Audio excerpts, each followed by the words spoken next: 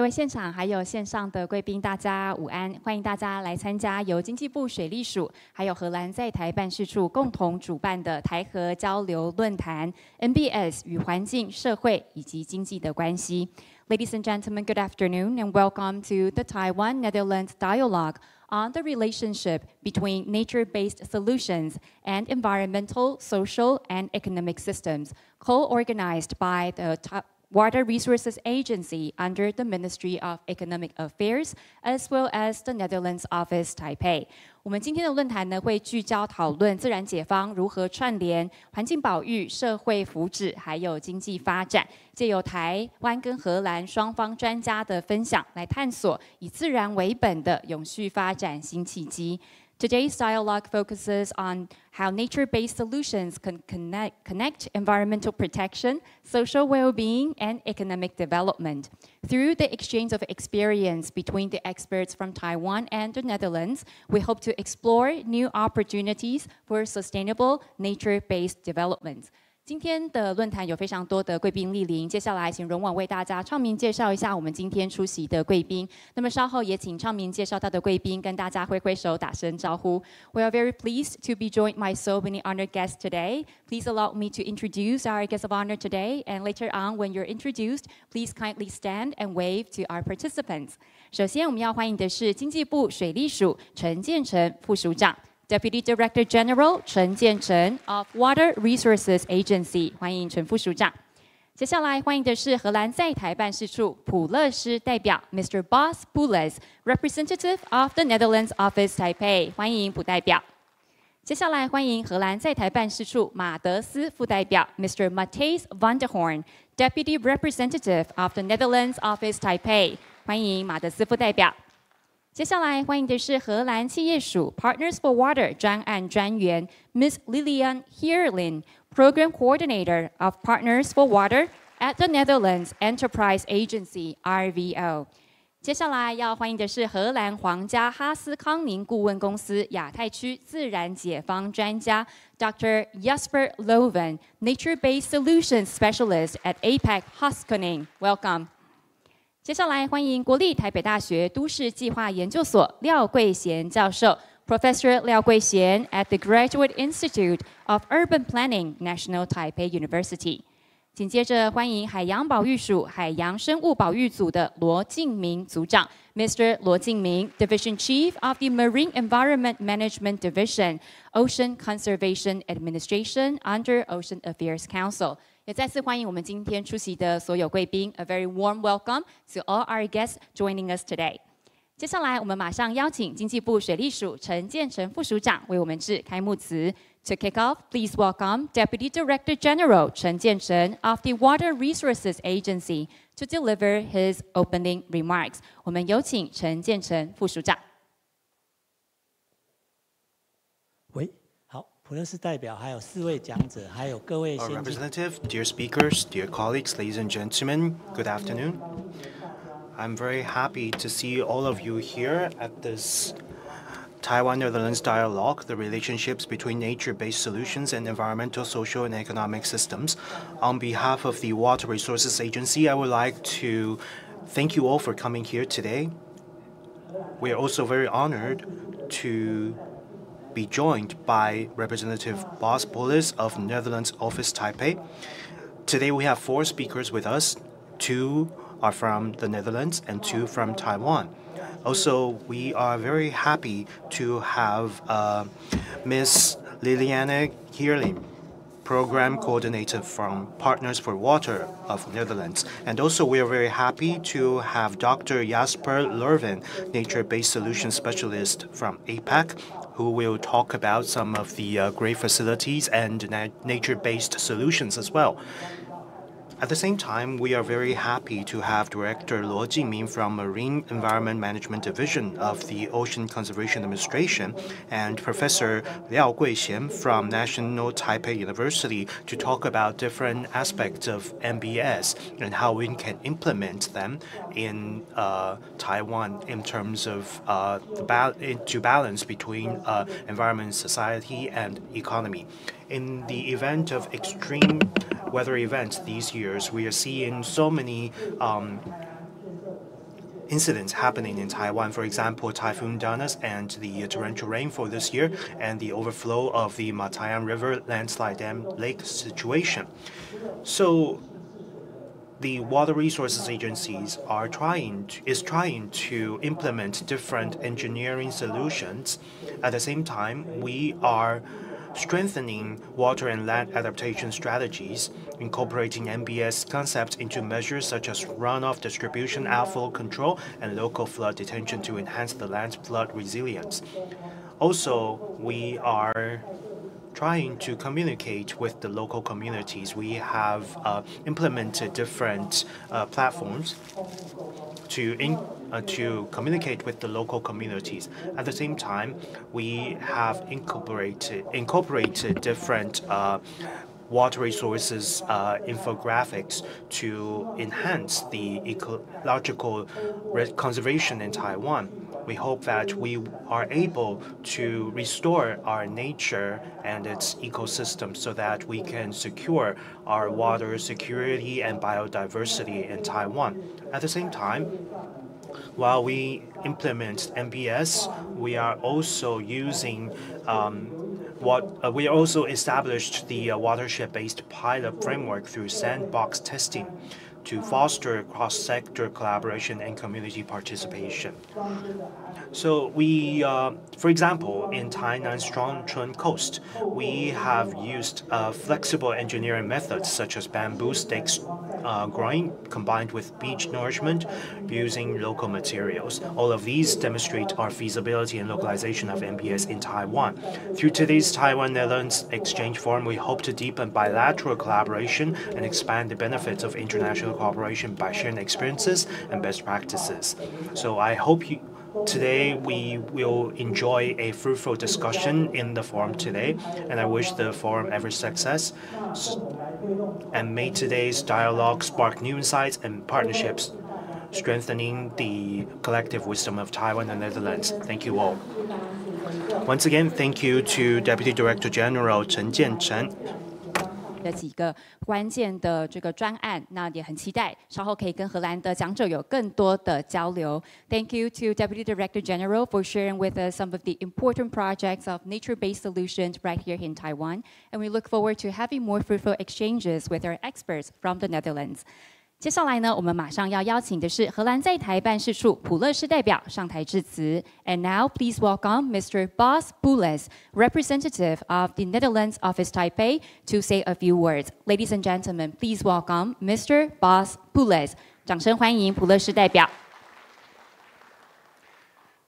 Good afternoon, Deputy Director General Chen, from the Water Resource Agency, distinguished guests, experts, colleagues, and friends. It's a great pleasure to welcome you all to the Taiwan-Netherlands Dialogue on the relationships between nature-based solutions and environmental, social, and economic systems. On behalf of the Netherlands Office Taipei, I would like to extend my warmest welcome and sincere appreciation to everyone joining us today. Before I continue, allow me to briefly introduce myself. My name is Bas Poules, and I have the honor of serving as the representative of the Netherlands Office Taipei since August this year. Prior to this role, I served as a Director for Energy Transition and a Program Director for the Delta Rhine Corridor at the Ministry of Climate and Green Growth. In that capacity, I worked to integrate sustainable infrastructure, industrial transformations, and nature-based strategies, topics that align closely with today's discussion. I would also like to acknowledge our Dutch distinguished speakers joining us today, Mrs. Lilian Geerling from the Netherlands Enterprise Agency, an agency, coincidentally, where I have been in the board about 10 years ago. So I still have a very warm heart for the Netherlands Enterprise Agency. And Dr. Jasper Leuven, a nature-based solution specialist from Haskoning, whom I just met, but I know the current and former CEO of Haskoning quite well. So we took a small picture and sent it back home as a regard of our meeting here. The theme of today's event, nature-based solutions, is particularly timely and important. It reminds us that environmental, social, and economic systems are deeply interconnected, and that solutions rooted in nature can create resilience across all three. Whether through coastal and river restorations, sustainable water management, or urban greening, working with nature rather than against it helps us build healthier ecosystems, stronger economies, and more inclusive communities. The Netherlands, with our rich history of land reclamation and water management, the Dutch commitment to integrating nature into our strategies for climate adaptation, biodiversity conservation, and sustainable development is not just a reflection of our values, but it is also a testament to our innovative spirit. Based on that, the Dutch government announced in 2023 that it invests 110 million euros in the NL 2120 program, which is financed through our National Growth Fund, one of the largest partnerships in the world on nature-based solutions. Both Taiwan and the Netherlands share a long history of living with water, adapting to changing environments, and turning challenges into opportunities through innovation. Since 2020, this dialogue provides a platform for us to exchange experiences and strengthen cooperation in managing climate risks and supporting sustainable developments. I'm confident that through continued collaboration between government agencies, such as the Water Resource Agency, RVO's programs like Partners for Water, and experts from research and industry, we can advance our shared goals of climate resilience and green growth.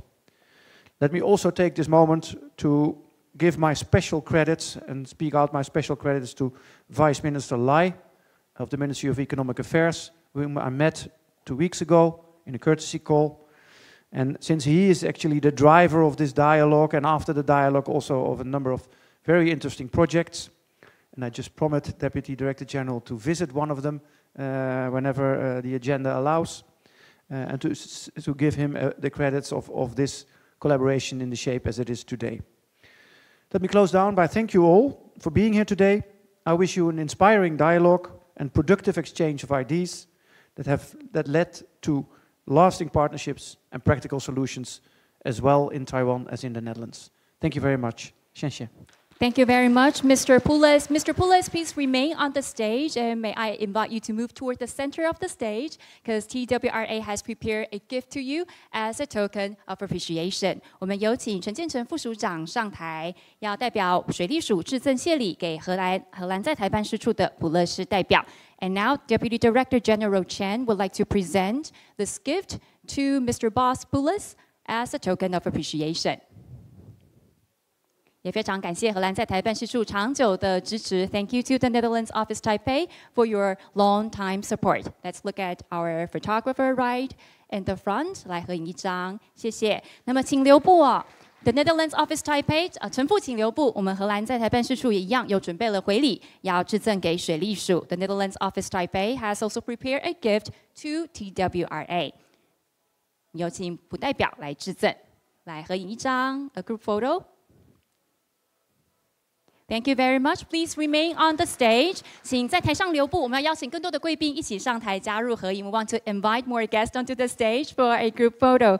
Mr. Matthijs van der Hoorn, please join us on the stage. Ms. Lilian Heerlin, Dr. Jasper Loven, 廖桂贤教授，还有罗敬明组长，请上台加入合影。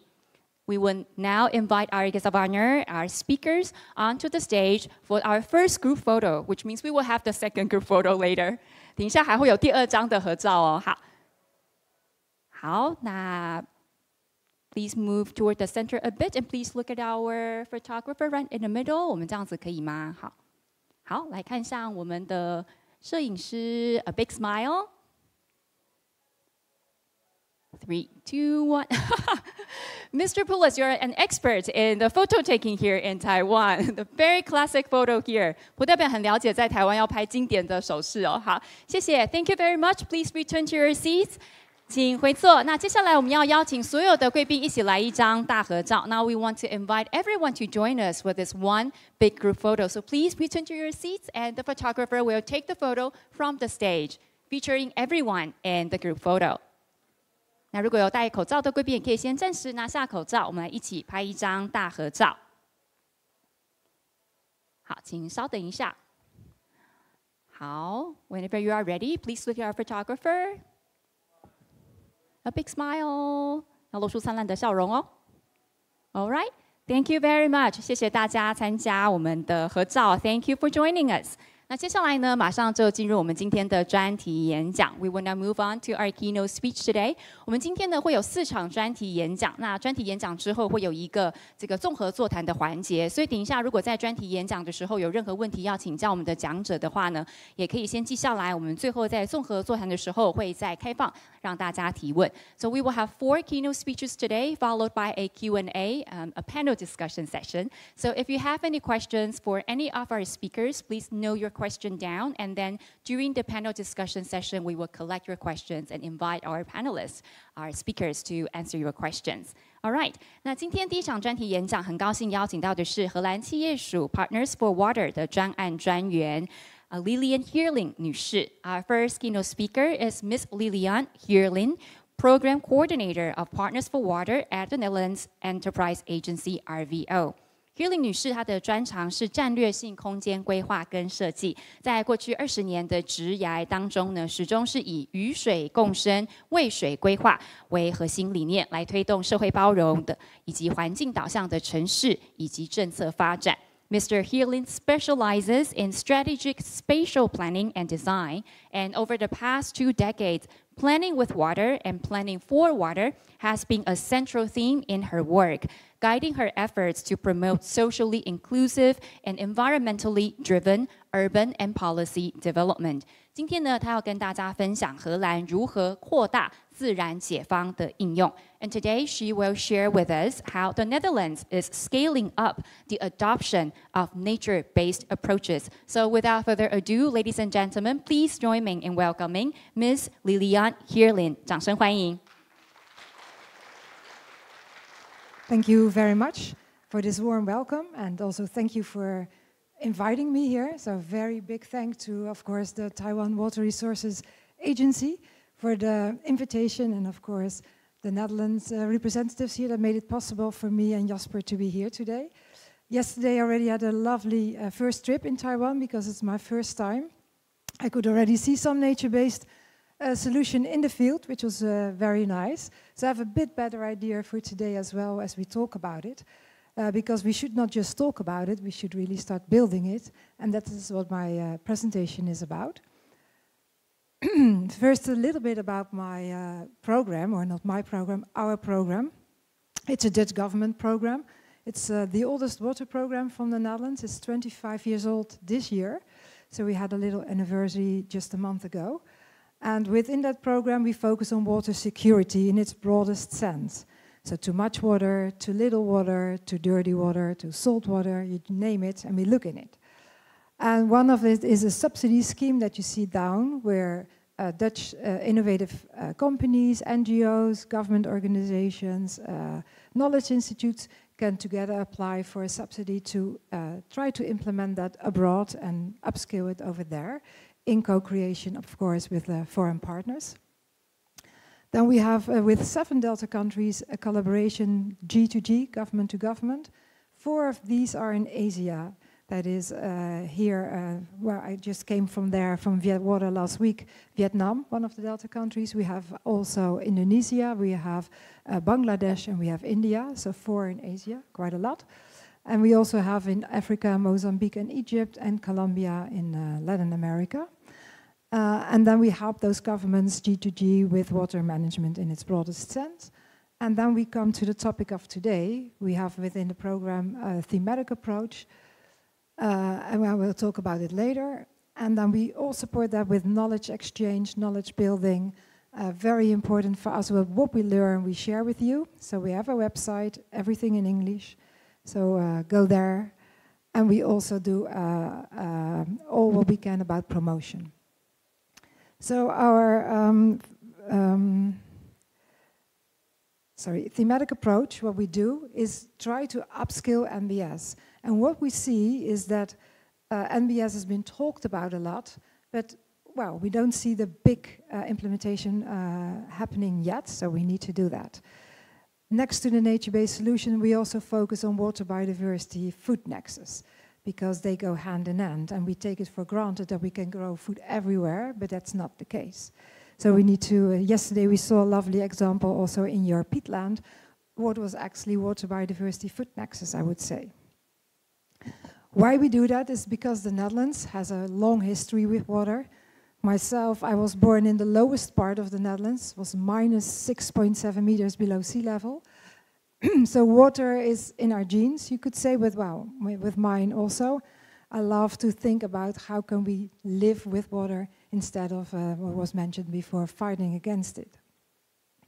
So what we try to do is to get this process around transformation, to work with more nature-based, to focus on biodiversity, to work with water, to support that financially, but also with knowledge, of course. So what we see is that in the thematic approach, what we can do, we have the freedom to really pilot, which is great, because it's taxpayers' money, right? What we spend here also internationally. So what we try to do is really gain better insights is when it's successful and when not. So what can we learn from that? But also to rank nature and biodiversity as a starting point of every discussion. Also in the Netherlands, the policy of soil and water are leading principles for everything that we do in our planning. The other thing that's very important is that we look into complete value chains, not just, for instance, when we talk about the water biodiversity food nexus on the grower's side, but also at the importer's side.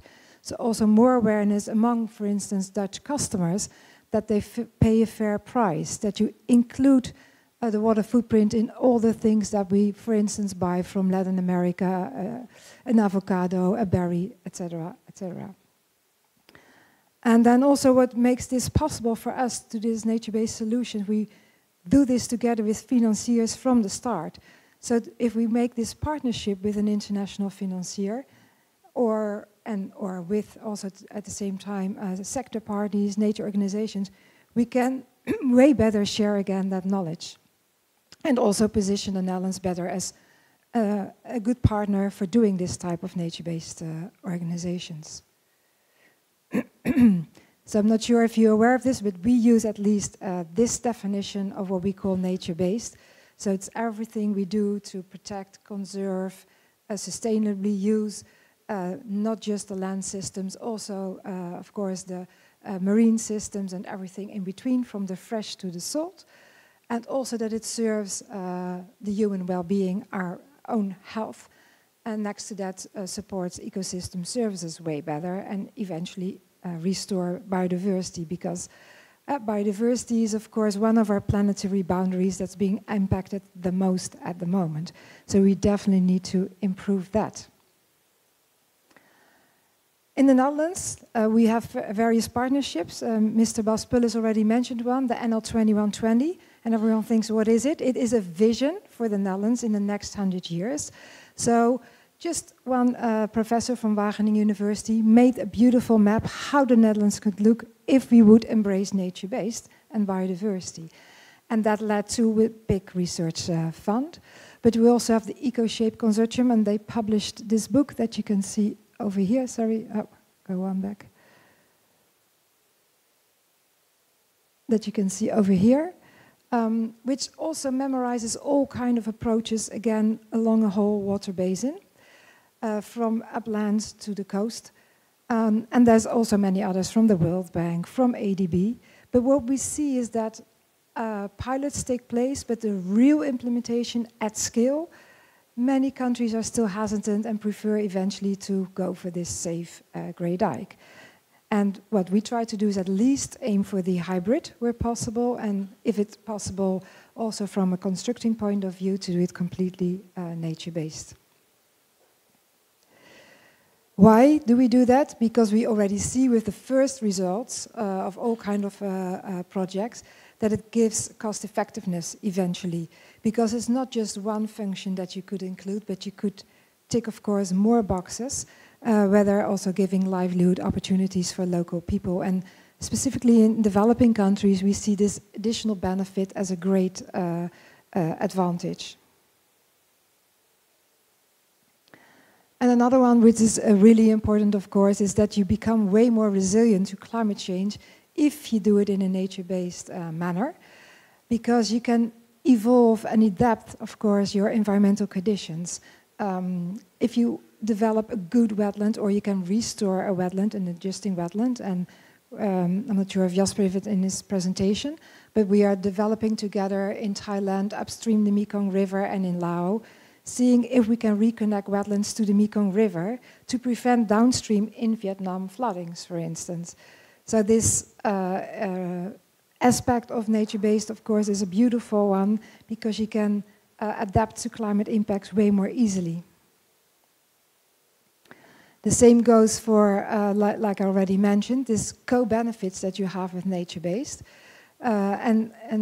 Well, what we see in many African countries and also Latin American countries, and one of the more countries like Laos that needs to have also this combination with livelihood. And what we see that with a wetland or with a mangrove area, giving this livelihood for fishing or other types of harvesting the fruit for the mangrove, for instance, to make syrups. I've seen women doing that.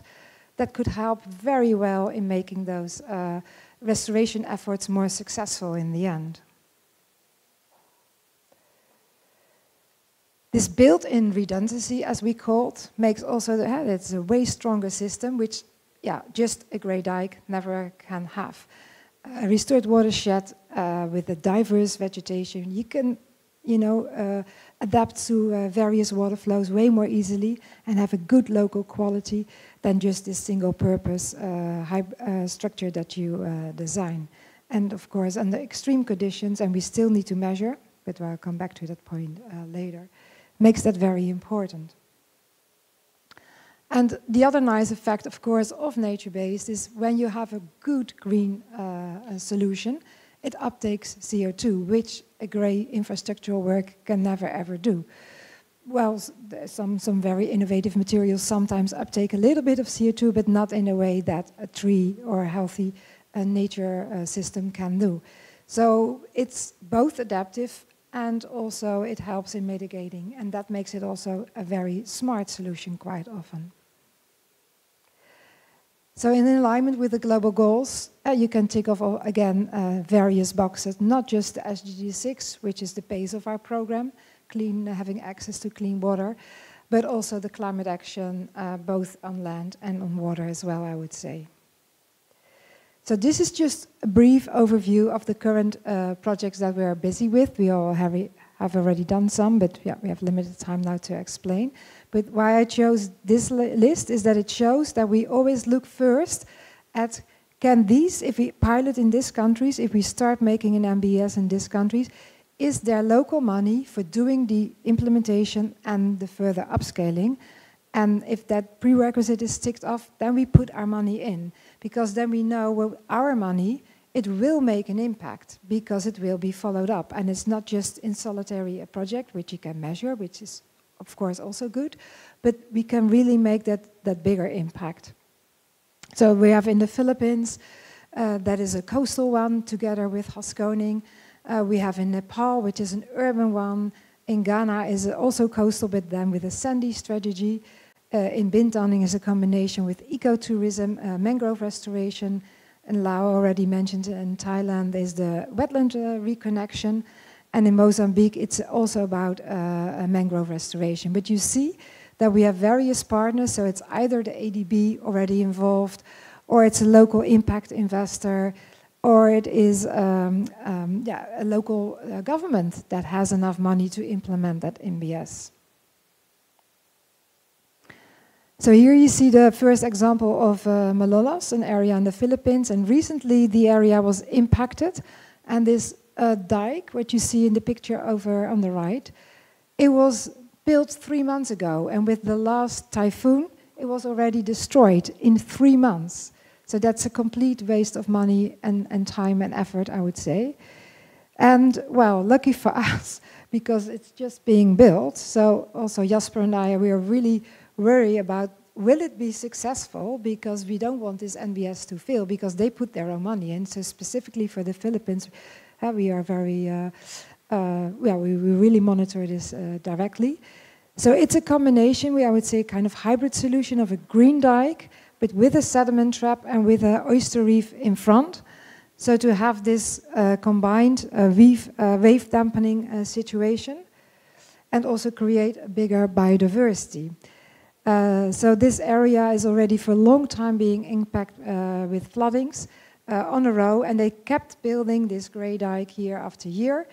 It's, of course, for the local contractor a nice way of making money, but for the local people not so nice to live behind this dike. And with the design you see on the left, we hope to do this wave dampening and prevent this overflowing.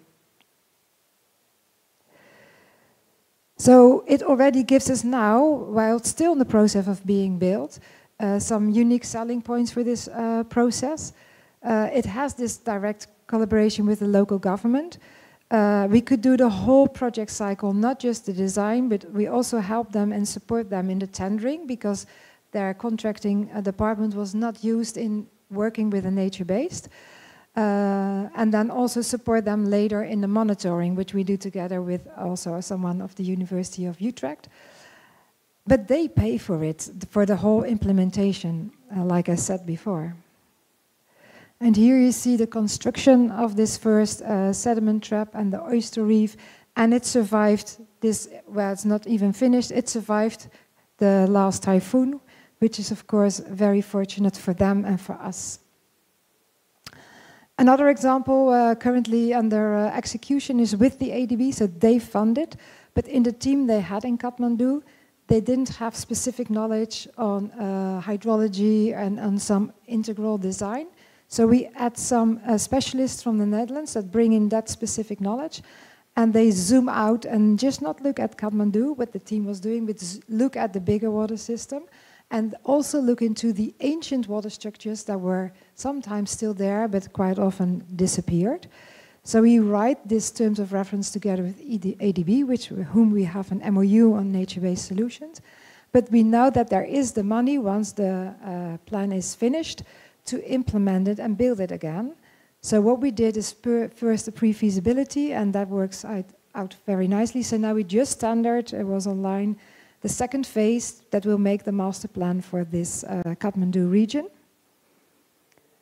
And here you see some of the pictures of the Kathmandu water system and some of the ancient structures that we try also to use to learn from in maybe bringing back in some other parts of the city, Kathmandu.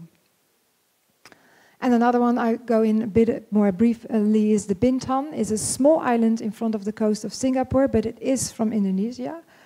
And there is also to see, can we restore the ecosystem service there, the mangrove area, together with creating a livelihood for local people. And we focus here on ecotourism combinations, and see also if there is local funding available.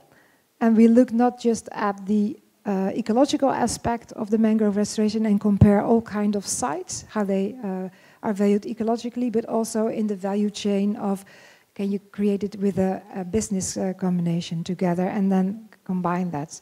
And we go now also to the second phase of this project over here. So what we see by doing this now for almost 4 years, this approach, is that on the institutional level it's quite still a challenge, because in some of the countries, people believe more in the hard grey infrastructures. They don't have the supporting policies yet, or the knowledge yet, I would say. So it needs long-term commitment from our side and not a lot of capacity building. So the monitoring, the proof, the cost-benefit analysis and the proof of that. So we need from all nature-based to combine that and bring that together. And of course it takes time. So you have to build a trust relation. You have to go through all departments of government. Like I said, in the Philippines we found out also the tendering agency need to be trained in doing an MBS, tendering an MBS. And also what we like to see is that we make also a maintenance-based design, because we see in many countries not always the money is available for the aftermath once a project is implemented. So also that knowledge and data on the long-term cost and benefit we try to collect and make sure that it is available. So what we think for this upscaling of MBS, get your investor aboard already from first ideas. So it has a long-term payoff, NBS. It takes years to materialize, and what an investor could think, oh, it is not fast enough, it is too slow. So get them understanding also ecological timescales and make sure that we have patient, we always say we need patient money, patient capital structures to make sure that these MBS processes can grow gradually. The same goes for if you have an investor board in time. When you talk about the scale and the design of your NBS, and you can include also the monitoring and the KPIs and everything you need to make sure that they understand what you're doing, you could build in monitoring systems from the start, and you can make sure that you focus on not just making projects economically sound and also ecologically sound at the same time. Also, what we see quite often that we use public land, so the ownership, you can from the start explain who is owning what and what could be a revenue model. Not always the investor gets also the benefits, right? So to have an equal division on that. And also look at blended finance structures. So you could make a combination of public, private or philanthropic funds to reduce the risk for the various partners and not just have one partner carry all the risks. And also what's very important is that you can faster do the scaling once you have this local understanding and everyone is talking the same language, the ecologists, the engineers, the financiers, that you're really doing co-creation, your development. That also is very helpful for it.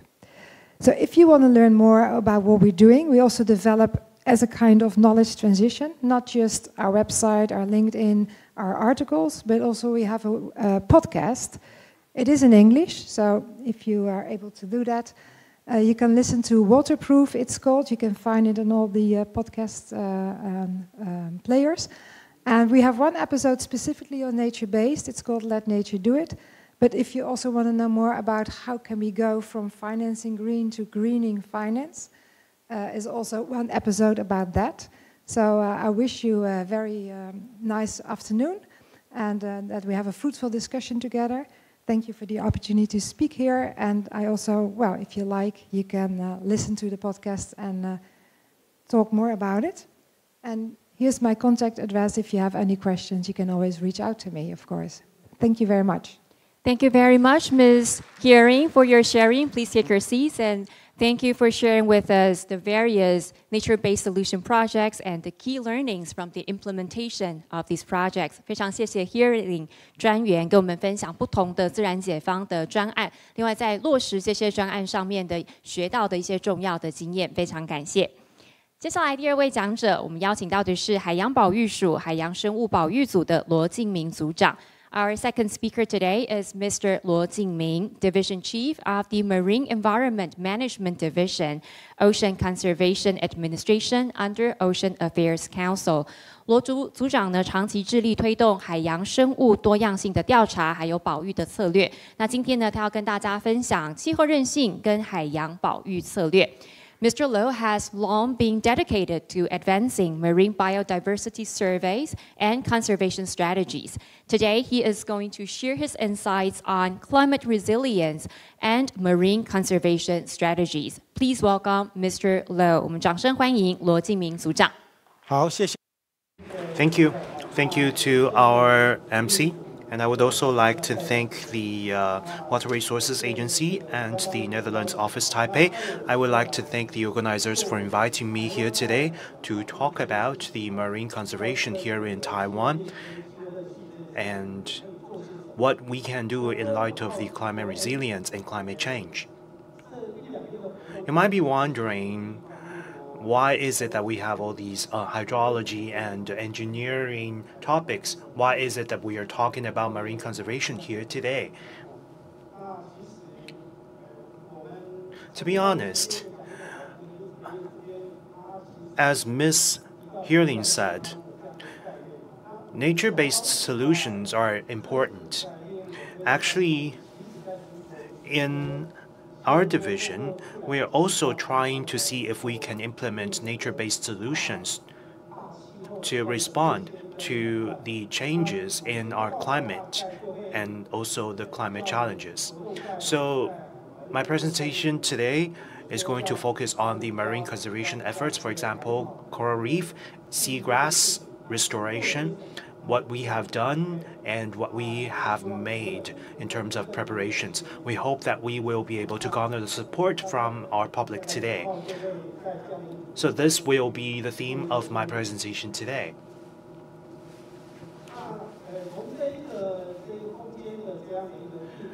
As you see here, this is actually a spatial patterns for species richness. In terms of species richness, Taiwan is actually located right here in this area where there's a lot of coral reef, and you can see that Taiwan has a high level of species richness. We are at the top 5% percentile. So how many marine species do we have here in the neighboring waters of Taiwan? I think that this is something we need to understand, and we need to have more investigation and survey in order to really know this whole landscape. So far, we have more than 15,000 marine species found in Taiwan, and there is more than 330 marine ecosystem hotspots in Taiwan. Now, in terms of oceans and biodiversity, we are facing challenges from climate change. Of course, with climate change, you can imagine the temperature of sea level is increasing, the acidification of seawater. All of these are challenges. And of course, this will threaten the survival of marine species. And this, of course, will need our attention. On this slide, I would like to share with you some of the weather events occurred in Taiwan.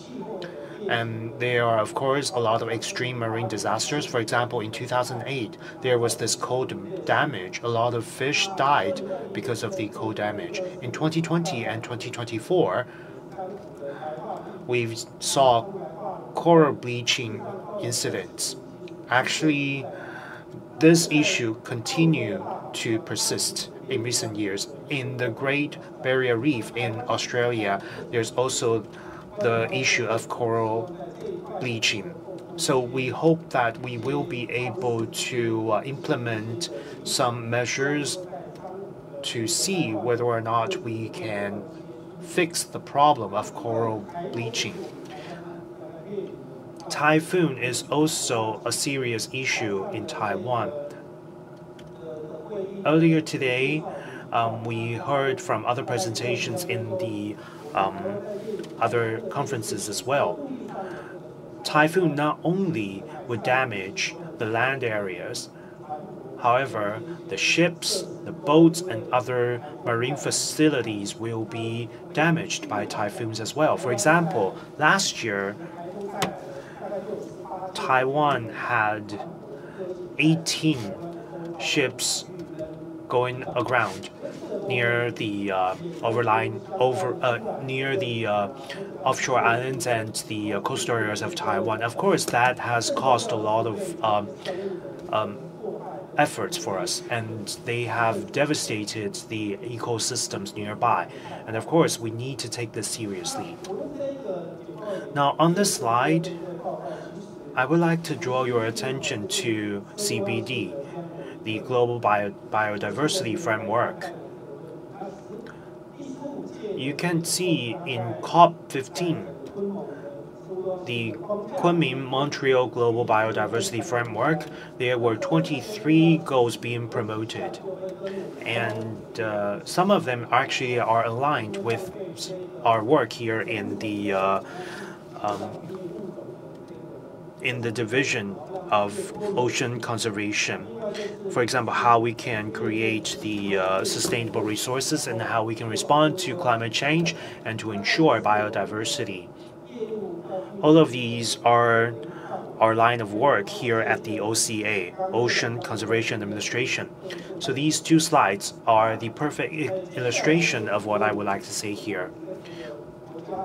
Now, here I would like to show you the National Climate Change Adaptation Action Plan here in Taiwan. Within this plan, you see some different areas, for example, land and sea, as well as biodiversity.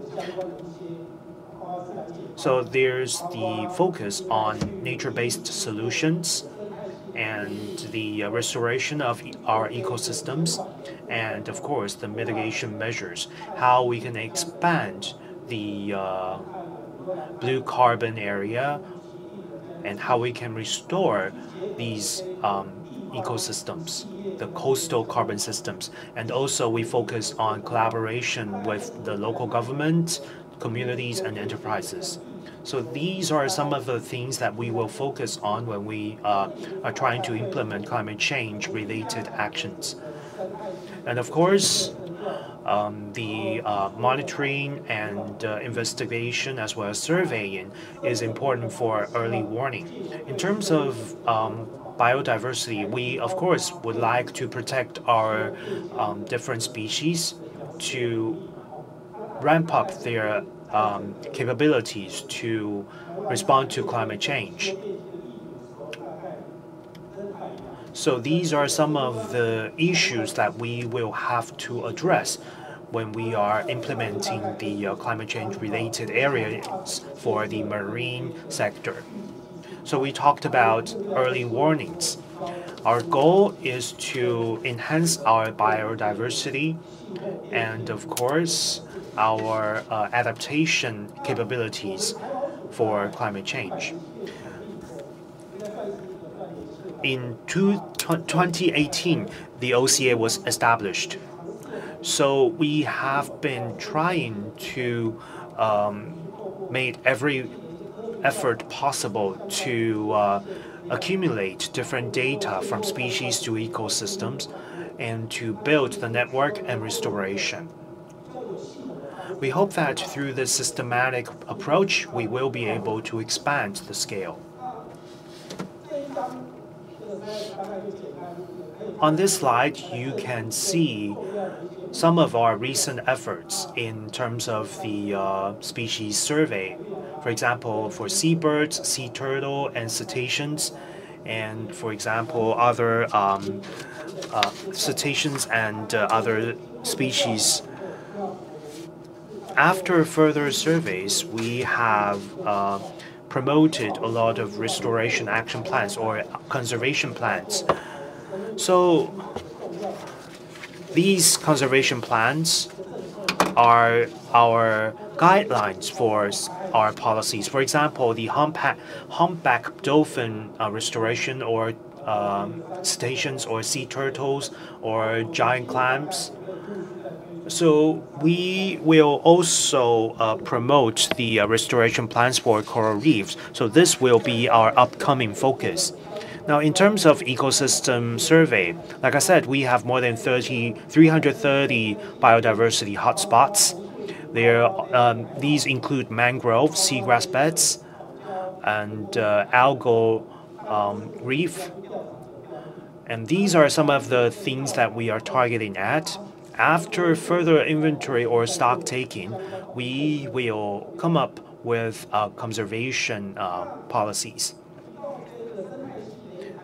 Now, after this survey, of course, we need to take a look at some of the strategies that we have in terms of our policy. Now, in terms of nature-based, we have a marine carbon sink, that is the blue carbon. So in Taiwan, we are embracing the goal of net zero transition by 2050, and there are 12 key strategies. Carbon sinks is one of the key strategies identified by the government. In terms of the carbon sink, we hope that we will be able to store 10 million tons of carbon dioxide, and we will be able to achieve that amount. Now, in terms of the carbon sink, in the marine areas, we will focus on mangroves, seagrass beds, and salt marshes. In terms of marine carbon sinks, actually there are a lot more potentials, but we need more technologies and investigations. So for now, we are focusing on these three areas. The seagrass beds and mangroves in particular are our main line of work here. So after further investigation, in Taiwan, we have more than 8,900 hectares of carbon here, and there are 12 seagrass species in Taiwan, as well as 4 mangrove species identified in these action plans. From this chart, you can see the mangroves actually have the largest carbon stocks compared with the other two. So in terms of investment for the restoration, we would say that mangrove is probably one of the better solutions. But of course, we are seeing different sides. There are some discussions regarding the damage to the ecosystem or the nursing ground for the seabirds and other species. So of course, you can imagine we are seeing some pushbacks from the society here in Taiwan, but it doesn't affect our general direction. And there are other strategies as well. For example, we are trying to stock take the blue carbon in Taiwan. We're establishing our methodology. And by July this year, the Ministry of Environment has adopted the methodology for mangroves and other species. So after the mitigation project is launched, we can provide more solutions for our enterprises. And we hope that we will be able to adopt different scientific and technological solutions. We talked about the seagrass bed and mangroves. We are trying to see whether or not we can have more solutions. For example, intertidal soil or other marine species. For example, we have seen cetaceans hosting a lot of potentials, but we do not, we cannot really include them now because of the technical limitations.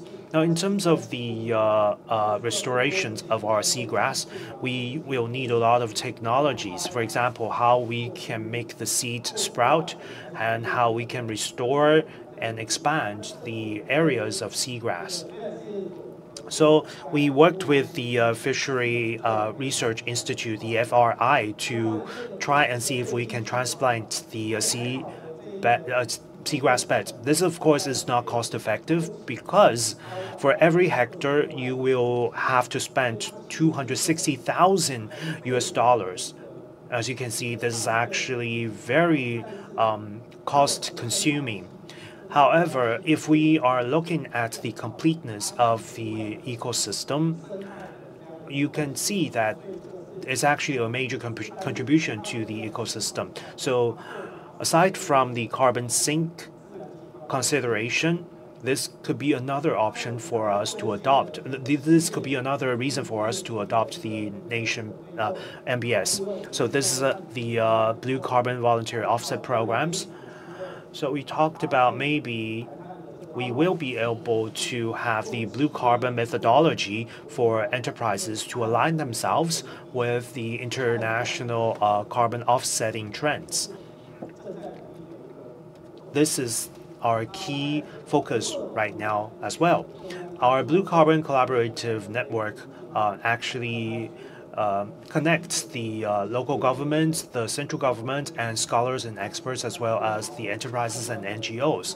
So we are trying to see whether or not we can restore our blue carbon ecosystems and see whether or not we can promote local actions to see whether or not we can really pump up our efforts here. So we talked about the coral reef. Actually, Taiwan only accounts for 0.01% of the total areas in the world. However, a quarter of the species actually live inside Taiwan's neighboring waters. So you can see the significance here. So people say that 850 million people in the world rely on coral reef for their source of protein and their source of economic income. You can see the importance of coral reef in our livelihoods. So in terms of the climate change, you can see coral reef is actually suffering from the coral bleaching and loss of biodiversity. Now, in Taiwan, in southern Taiwan, we have more than 300 species. Now, in northern Taiwan, we have more than 100 species. So these are the distribution of coral reefs in Taiwan. So in 2021, we started to survey into the coral reef coverage in Taiwan, and we selected 30 sites to monitor the health of ecosystems of coral reefs. So there are 4 levels: disability, decline, stability, and health. So, I'm sorry, disabled, decline, stable, and healthy. So these are the levels for us to determine whether or not we can have some intervention and whether or not we can really reduce the human disturbances. So these are the results of our surveys here. This is coming from NOAA of the United States. You can see the coral bleaching occurring in the world. With the rising temperature of the seawater, coral bleaching is likely to continue. Taiwan is also working on this issue. We have worked with our National Disaster Prevention Center to simulate such incident. So we want to have a large-scale survey to see whether or not we can have a large-scale early warning system for the coral bleaching events in Taiwan. So our previous speaker talked about nature-based solutions. Well, by taking this opportunity, I would also like to ask all of our hydrologist experts and engineering experts here, because we have a lot of the artificial dikes, and is it possible that we can have this living shore, and is it possible that we can have a ecological approach for all of these construction and projects? Maybe we can create the environment for coral reef growth. In that way, maybe we will be able to incorporate nature-based solutions. So I would like to ask all the experts or our experts from the Netherlands in this area. And also, we talked about the scientific survey, and it's important to have this the citizen science survey. So we are working with the public, for example, the divers. So we have worked with 27 diving operators and more than 70 diving coaches helped us gather the information for their observation in terms of the coral reef during their businesses. So we incorporated the scientific data with the observations from these divers. Aside from that, the 23 targets of the CBD actually contained this aspect of legal administrative or policy measures to promote biodiversity. In Taiwan, just last year, we passed the Marine Conservation Act. So with that, we are trying to see whether or not we can protect the health of our ecosystem and the diversity of the species. That's the goal of the Marine Conservation Act here. With this act, we will have more tools for us to use. Now, I'm moving on to area-based conservation efforts. In recent years, we have received some subsidies from the local communities and NGOs. And with these projects, we're working with them to enhance our marine conservation. We can see that there's this group of people who are dedicated to marine conservation here in Taiwan. And I think this is something that really I can take pride in. For example, in Su'ao, we have this area where they have this program for the biological survey in one of the offshore islands of Penghu. They are also trying to patrol the area to see to ensure the sustainability of the resources. Now, right here, I would like to talk about the collaboration we have with the indigenous tribes. So in our line of work, we are also trying to engage with them. So we are looking at this from the indigenous perspectives and see whether or not we can establish a marine conservation area in these areas as well.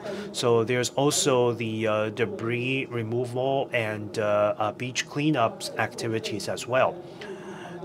These are some of the groups that have taken part. From 2020, we have 18, and now we have 58. So these are the local groups involved in our marine conservation. The marine protected areas is one of the most effective ways to conserve marine biodiversity and enable sustainable use of marine resources. Of course, Taiwan needs to focus on this, so we hope that we can have a larger MPA, and maybe we can increase it to 30%. So this is the direction there we are working towards too.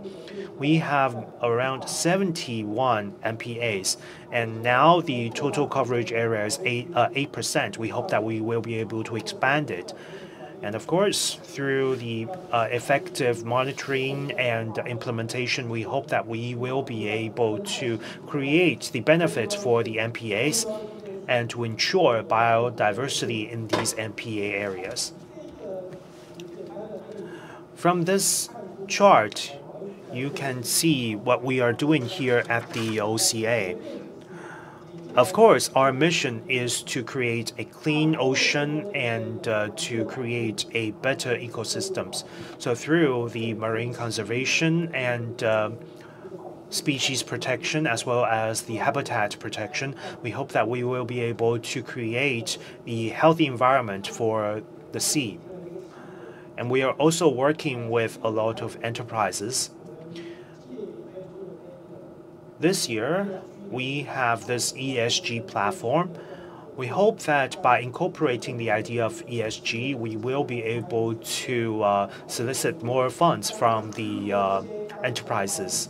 So we talked about a lot of groups and different organizations. They might need funds and subsidies. With that, they will be able to source their funds from the enterprises. That is why we have this platform in place. So this is my final slide here. To sum up, I think it's important to understand, in order to have this co-management and co-benefit, we need to have different adaptation strategies. For example, we need to have legal, administrative, or policy measures from species to ecosystems. And also, we need to make area-based conservation efforts. With that, we hope that we will be able to help our oceans to weather the climate change crisis. So, thank you. 组长，罗组长，请回座。谢谢罗组长为我们带来海洋保育的观点。Thank you very much to Mr. Lo for sharing with us from the ocean conservation's perspective. 那我们接下来是茶叙交流的时间。那我们在场外有提供茶点，请大家自行取用。我们下一个场次呢会在3点20分的时候开始，请在3点20分前回到会场。Ladies and gentlemen, we will now take a short break. Refreshments are served outside, so please help yourselves. And our next session will begin at 3:20. So please be back by 3:20. Thank you. We will see you after the break.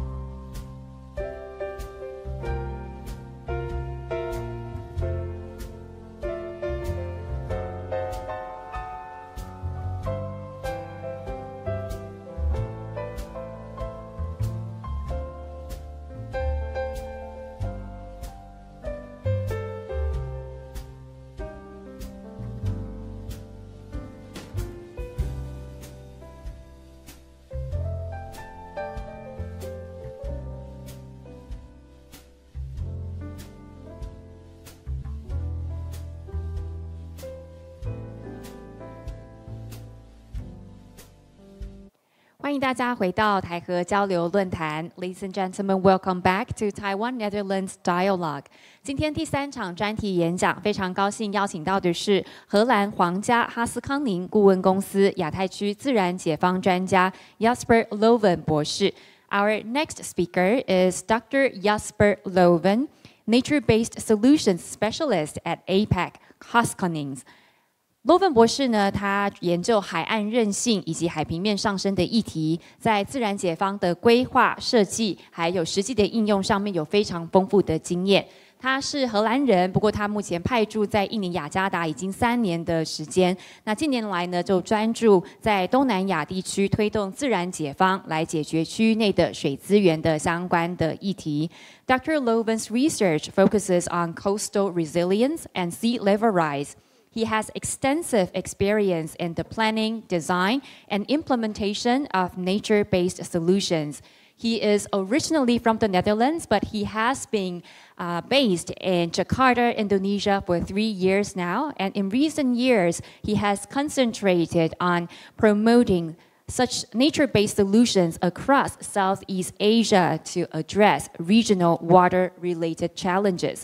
那今天呢，他要跟大家分享如何从灰转绿，用自然解方来设计更具韧性的水系统。Today, he is going to speak to us about how we can shift from gray to green, designing resilient water systems with nature-based solutions. So without further ado, please join me in welcoming Dr. Jasper Loven. 掌声欢迎。Good afternoon, everyone. Ni hao. 你好。It's a pleasure to be here and speak to you a little bit about implementation of nature-based solutions. But let me start off with that I wholeheartedly agree with the 2 previous speakers. It has been excellent presentations on how to approach nature-based solutions and how we can advance this. And what I hope to do in my presentation is to approach this a bit more from an engineering perspective. So there was an open invitation from the previous speaker to think a bit like an engineer. Well, I hope to take you along in the journey on how you can see this as an engineer. So what I will do in my presentation, first a brief introduction on myself, the company, what nature-based solutions are. And after that, I will dive into a few examples of nature-based solutions, specifically for coastal systems and for fluvial systems. Now, I'm working for a company called Haskoning. It's an engineering consultancy firm, and it's originally from the Netherlands. And we're actually active all across the globe. Also many offices in Asia, unfortunately not in Taiwan yet, so I think we still have to find that opportunity to work together. But globally active in many different sectors, and not just the water sector, but we actually have 9 global leading markets that you see here, and only one of them is the water and maritime sector, and that's the sector that I'm active in myself. But basically any big challenge, anything that needs engineering, any problem that might need solving, please feel free to call us because we're happy to help you solve any of these problems. But as I said, I'm active in the water and maritime sector. And because we find that a very important sector and a very important topic, we're also trying to help all of our clients, which are governments, but also private organizations, in staying climate resilient and adapting to climate change. And that can be any of the steps ranging from trying to understand climate change up to what kind of solutions would you then need to implement to stay climate resilient and how to keep updating that entire approach. Because there's a lot of innovative things going on around that topic, we're part of EcoShape. And EcoShape is a consortium in the Netherlands, and almost all engineering firms, dredging companies, knowledge institutes from the Netherlands, they are together in that consortium developing knowledge in this field.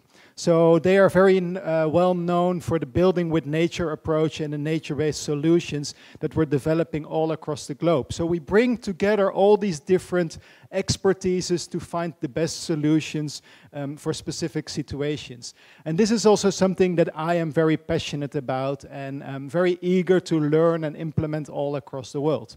So that brings me a little bit to me. Here you see a bit of the flavor of the kinds of projects that I've been working on all across the world.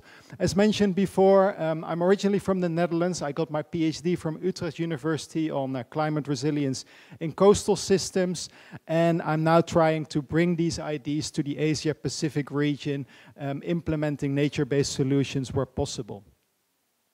So what are nature-based solutions? It actually has been mentioned quite a few times today, and actually over the lunch break we were discussing one of these cases of nature-based solutions. But nature-based solutions, they are not just something, okay, this is a nature-based solution and this is not. Nature-based solutions follow from an approach. They follow from the nature-based approach, and only when you really follow that nature-based approach can you implement a nature-based solution well. Now, what is the nature-based approach? The nature-based approach is an approach in which you consider the entire system. So that means the water system, how is the water flowing, where is the water coming from, where is it going to, and how is it interacting with the region. The ecological system, so how is the nature behaving, what kind of species are present. But on top of that, also the social system. What people are living there, what are their livelihoods, how do they earn their money? And those three systems, they interact with each other. And only when we understand all three of these systems and how they interact, we can find win-win-win solutions for each of those systems. And that is only when you have found a nature-based solution. So if you hear people talk, okay, we do mangroves, and that's a nature-based solution. No, that's not true. Because if you're implementing mangroves in the wrong area, it's totally wrong for the area. So we really need to follow this approach to be able to find the nature-based solutions. Now, if we're talking about engineering and nature-based solutions, I find this scheme very helpful because it sort of defines where nature-based solutions sit in a certain spectrum.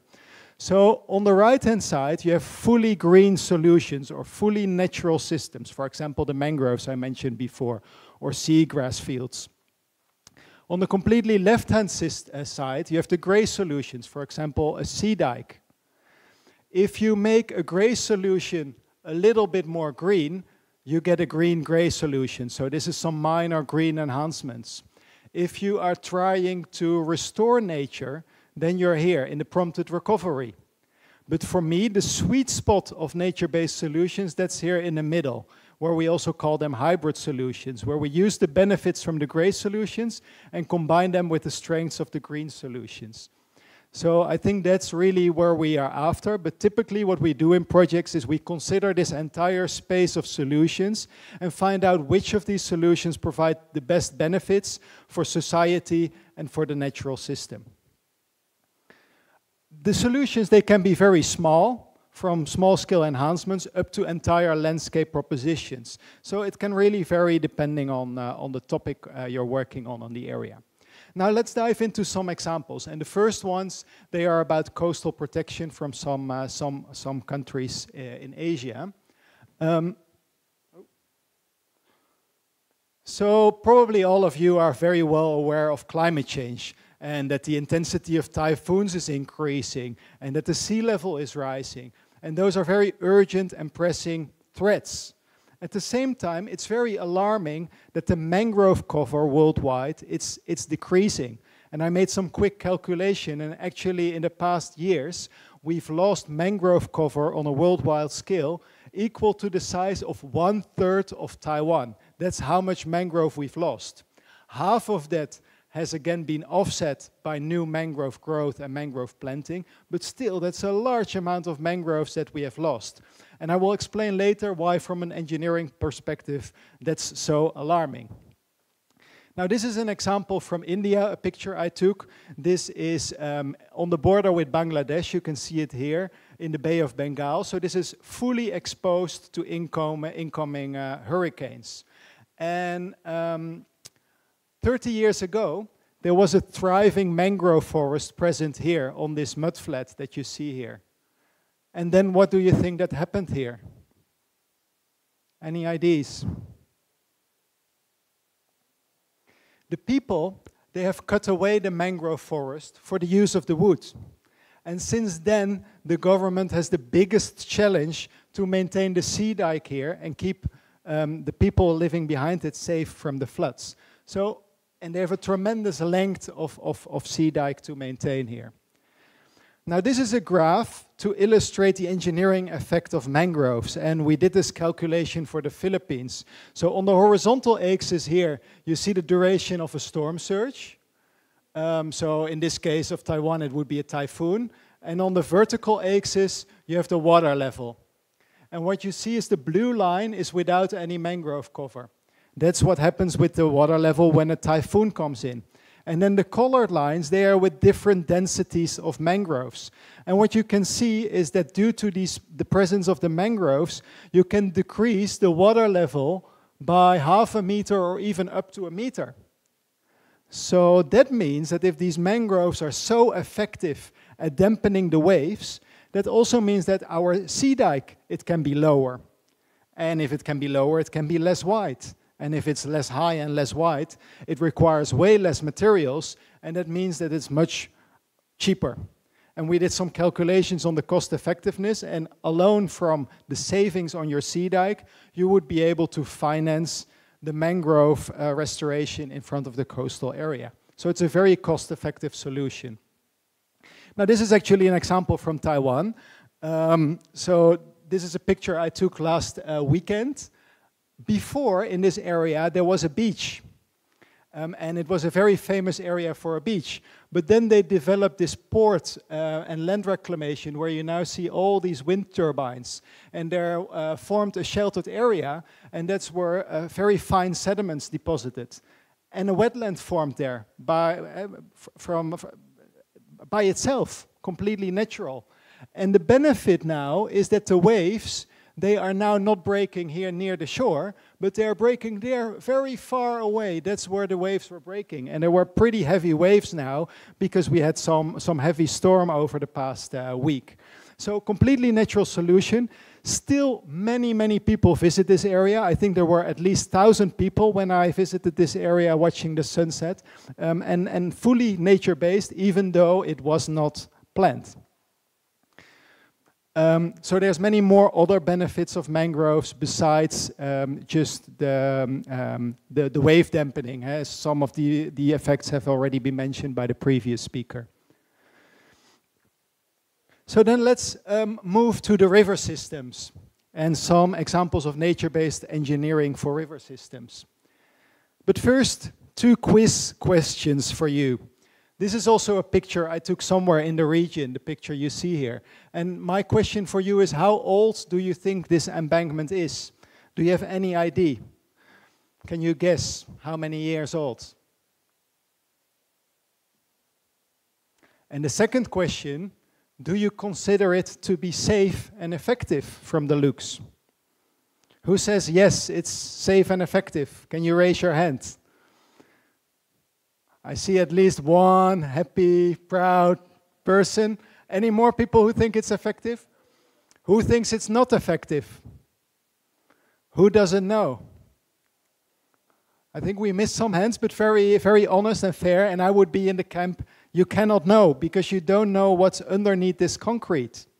In this case, if I show you the entire picture, you see what is actually going on, and half of the embankment has already been collapsed. And if you inspect it from the side, you see the sheet piles are implemented improperly, and actually the embankment is fully empty on the inside, fully hollow. Well, maybe from the top, from just seeing the concrete, it looks totally safe. And maybe the people who live there, they say, please make more embankments because it looks safe. But it gives actually no safety at all. And this is an example from the Philippines, and there's many more examples. The Philippines is currently heavily investing in this kind of infrastructure, but unfortunately a lot of this infrastructure is already failing within 5 years' time. And that's very sad and disappointing because there's a lot of money going to waste.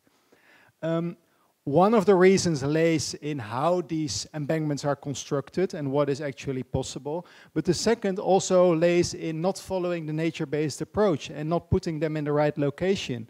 So this example I put on a slide before, this is actually in the Netherlands, in Nijmegen, near where I was born.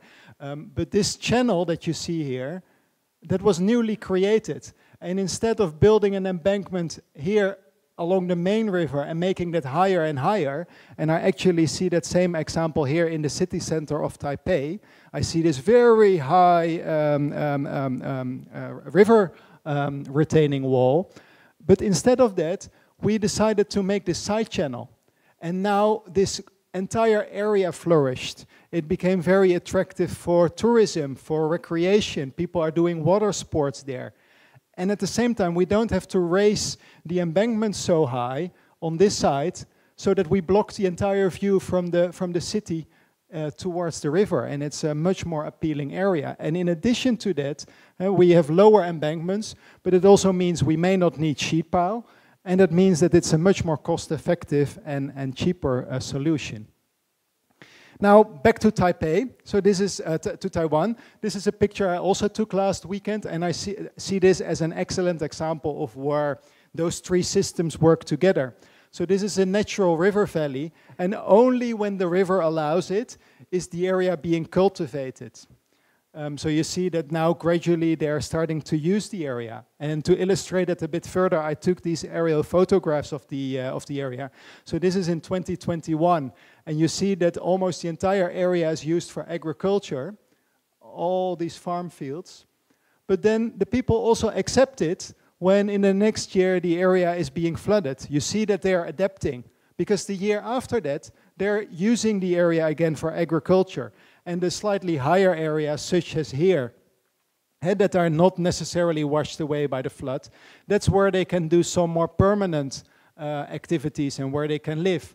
And then these areas, they're a bit more drier, and going more and more towards the river, they adapt to areas that can change and that can flood seasonally. So I think this is an excellent example of how you can live with nature and adapt. And in this case, then you won't need any high embankments, and you also reap the benefits from the occasional flood. So the last set of examples comes from the Mekong region, and I think this also really nicely illustrates how nature and people can work together. So this is a study that also Lilian mentioned briefly in her presentation, but the Worldwide Fund for Nature, they asked us to look for nature-based solutions that can do something for climate resilience and drought mitigation, but at the same time help in food production.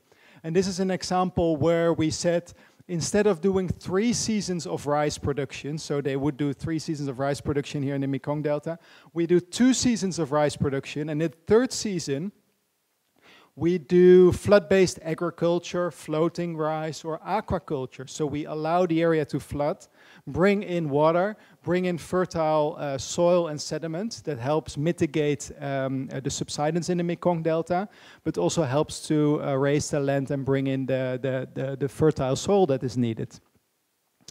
So that has actually been implemented. And now to advance that further, we are studying 3 more cases of nature-based solutions, very similar to the one I described, and see how these can be upscaled in the Mekong. And the main problem in the Mekong region, there's actually many problems, but for the people, it's the deteriorating ecological system. So the fish populations in the Mekong over the past 20 years, they've declined by 90%. So can you imagine, you are a local fisherman, and for your family, you're dependent on the fish catch.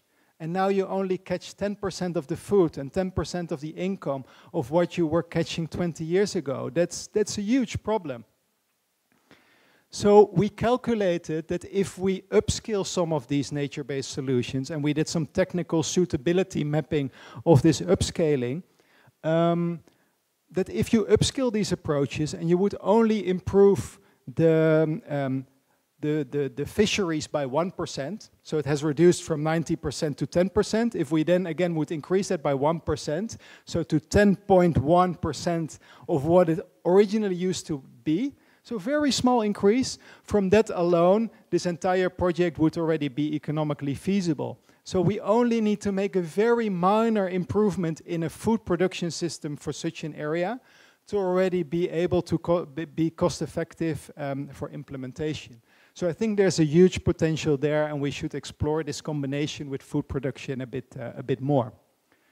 So what I hoped to show you in this presentation is that engineering, it not necessarily has to be just concrete or gray solutions. We have quite expensive toolboxes by now. We have them internally, but they're also worldwide available. So if you go on the website of EcoShape, you can find just many examples of nature-based solutions to give you some inspiration. So I think in any future project, I would definitely recommend to consider this and start then by analyzing the system and putting the options on the table, and then finding the option that provides the most benefits to everyone. This is just a cheat sheet for you, so feel free to take a picture. It's a quick summary of my presentation. I will not go over all the conclusions in detail, but I hope you learned something new, you learned something useful. If you wish to discuss further, feel free to come and see me after this session. I'm happy to discuss further a bit with you, or feel free to drop me an email, and I'm happy to help you further. So that was it from my side for today, and I hope I pronounced it correctly, but Sushu. Thank you very much, Dr. Loven, for your very insightful sharing, and thank you for sharing with us many interesting NBS use cases for coastal protection, for river system, and for freshwater system. 非常感谢 Loven 博士跟我们分享非常多很有趣的实际的案例，让大家更加了解自然解方在海岸保护、河川系统跟淡水系统上面的实际应用。再次感谢 Loven 博士。接下来呢，我们下一位讲者很荣幸邀请到国立台北大学都市计划研究所的廖桂贤教授。Our next speaker is Professor Liao Guixian from the Graduate Institute of Urban Planning, National Taipei University.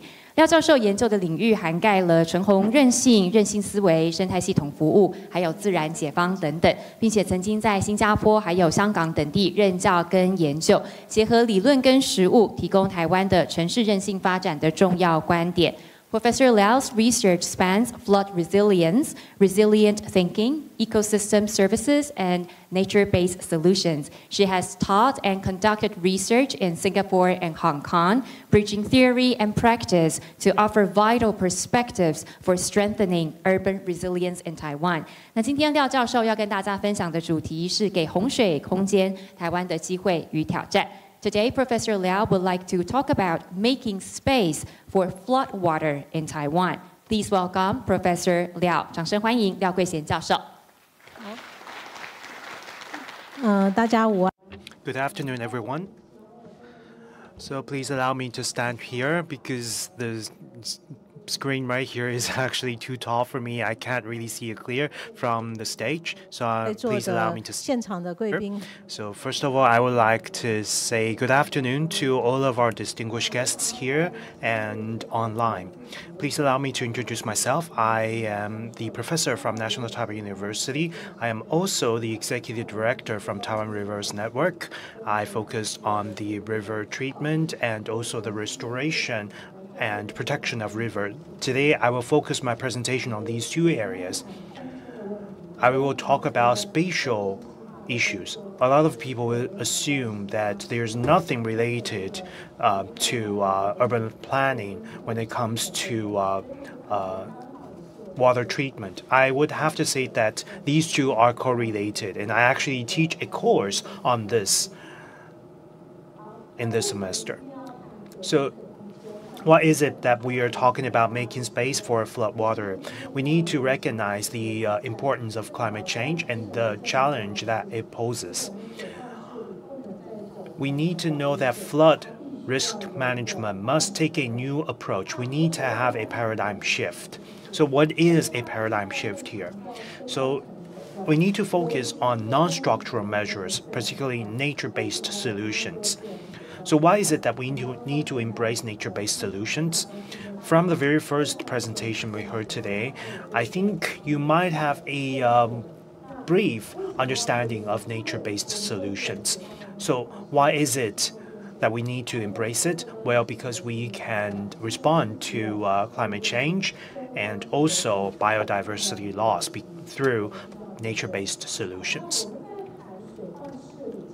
Now, when it comes to flood risk management, there are many measures that we can take.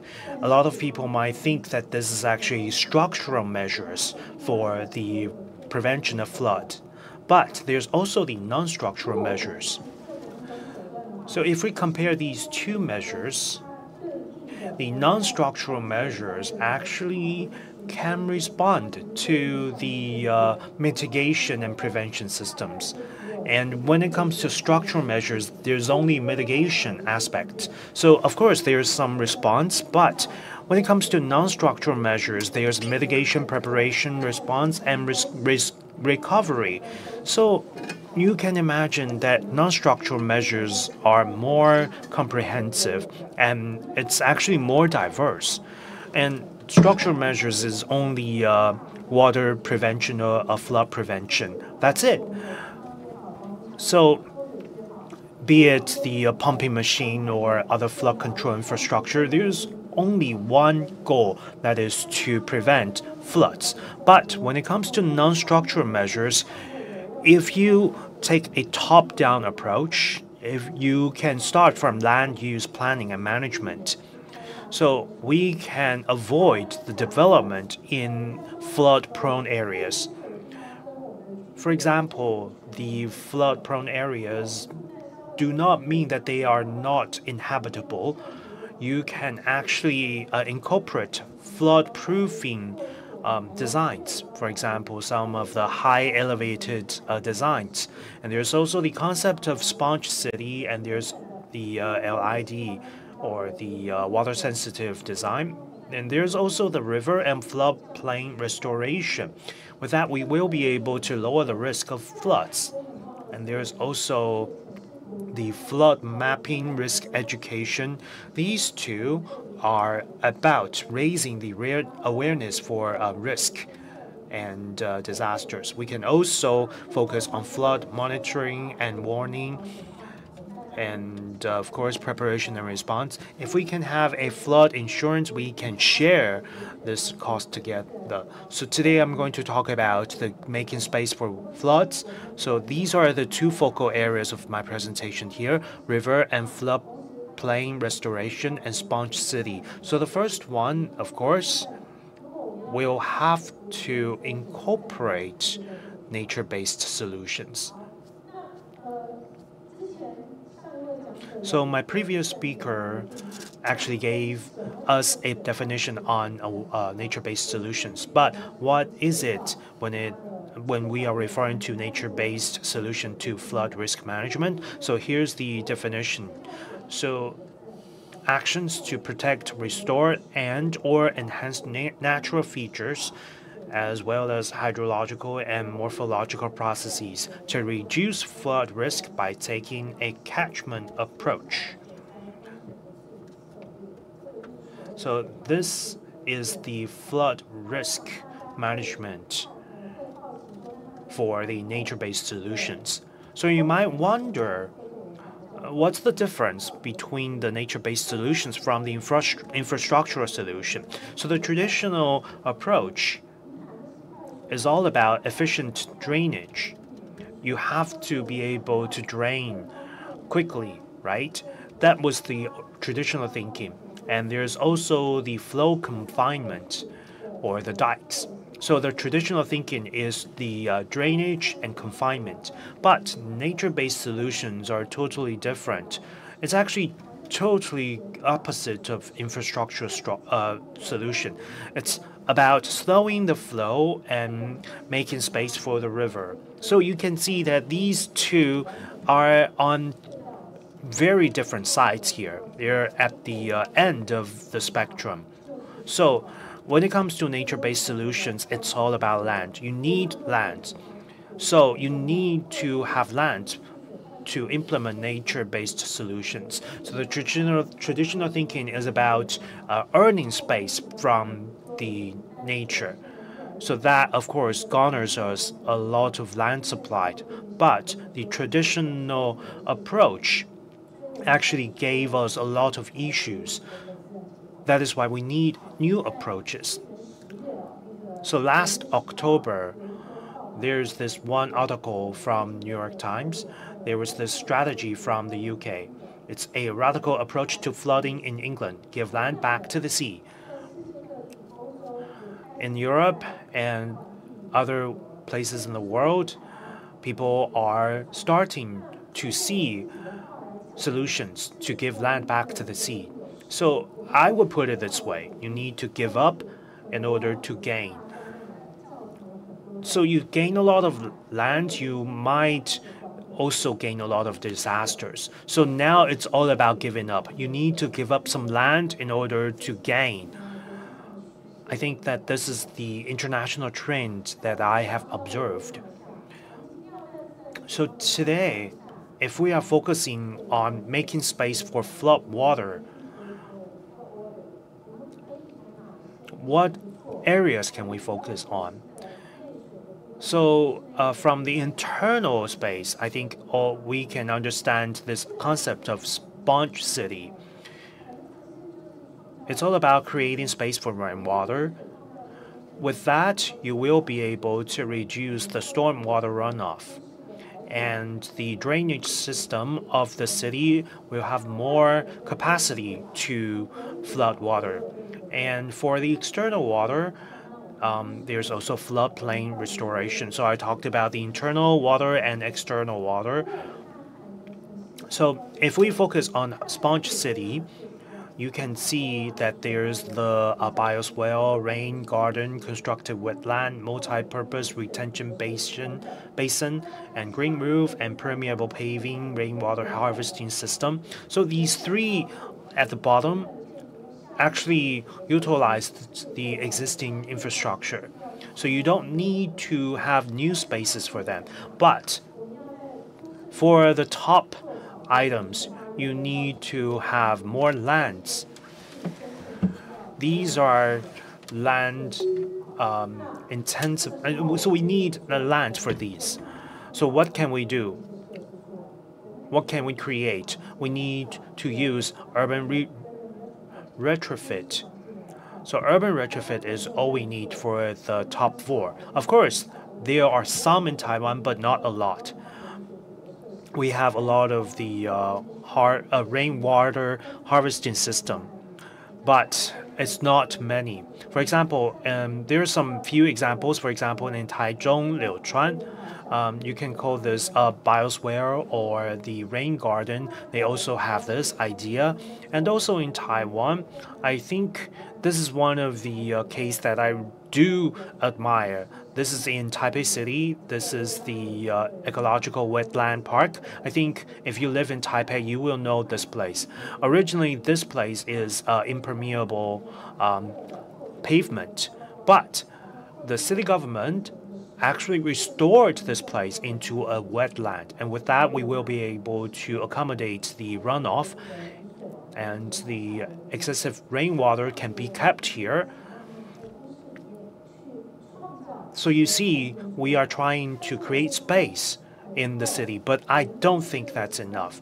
We need to create more space for rainwater in the event of extreme weather. So what can we do here? So if we want to move towards sponge cities, we need to have impervious pavement.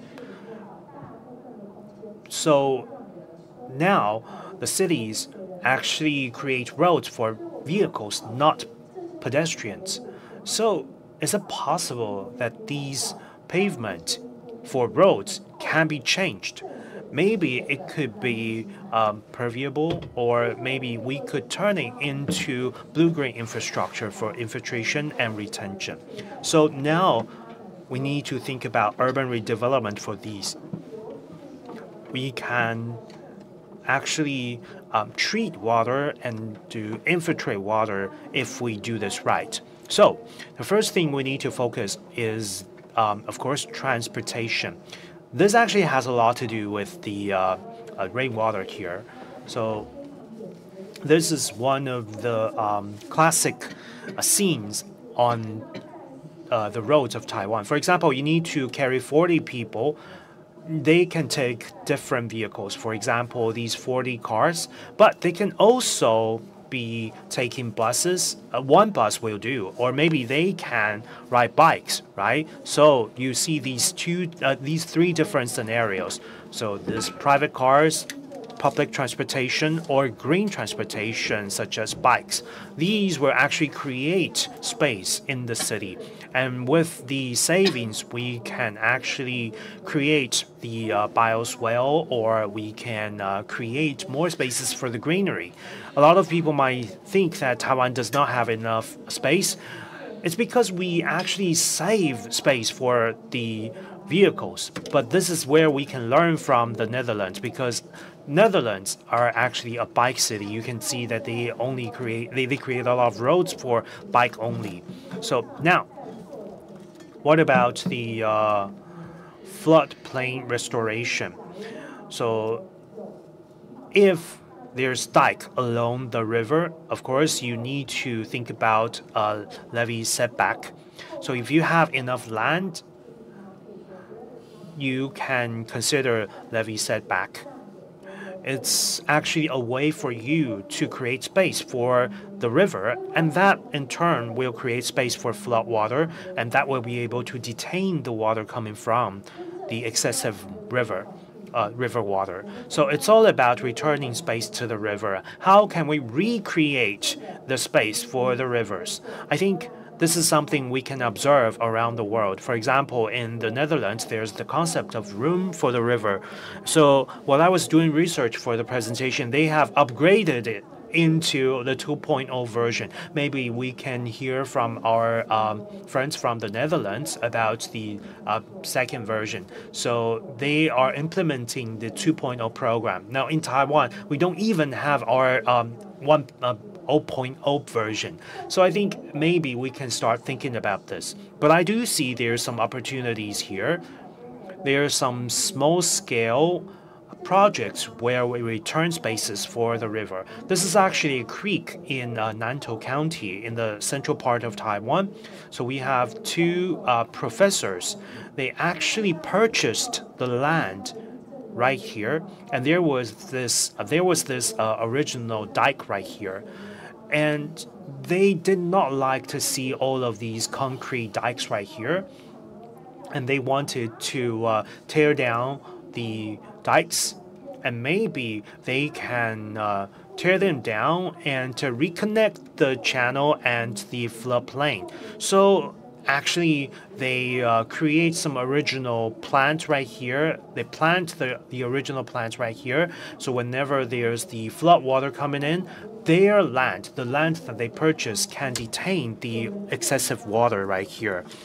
So this will be able to help us to restore the spaces for the river. And it's actually very different from the traditional thinking, because a lot of people are always thinking about having the dikes or the embankment along the river. Now, coming back to the creek right here.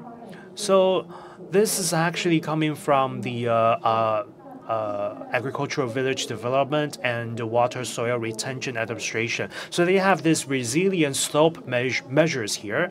There are 3 different focal areas. So one of them is called the storage of water and soil. So if a landowner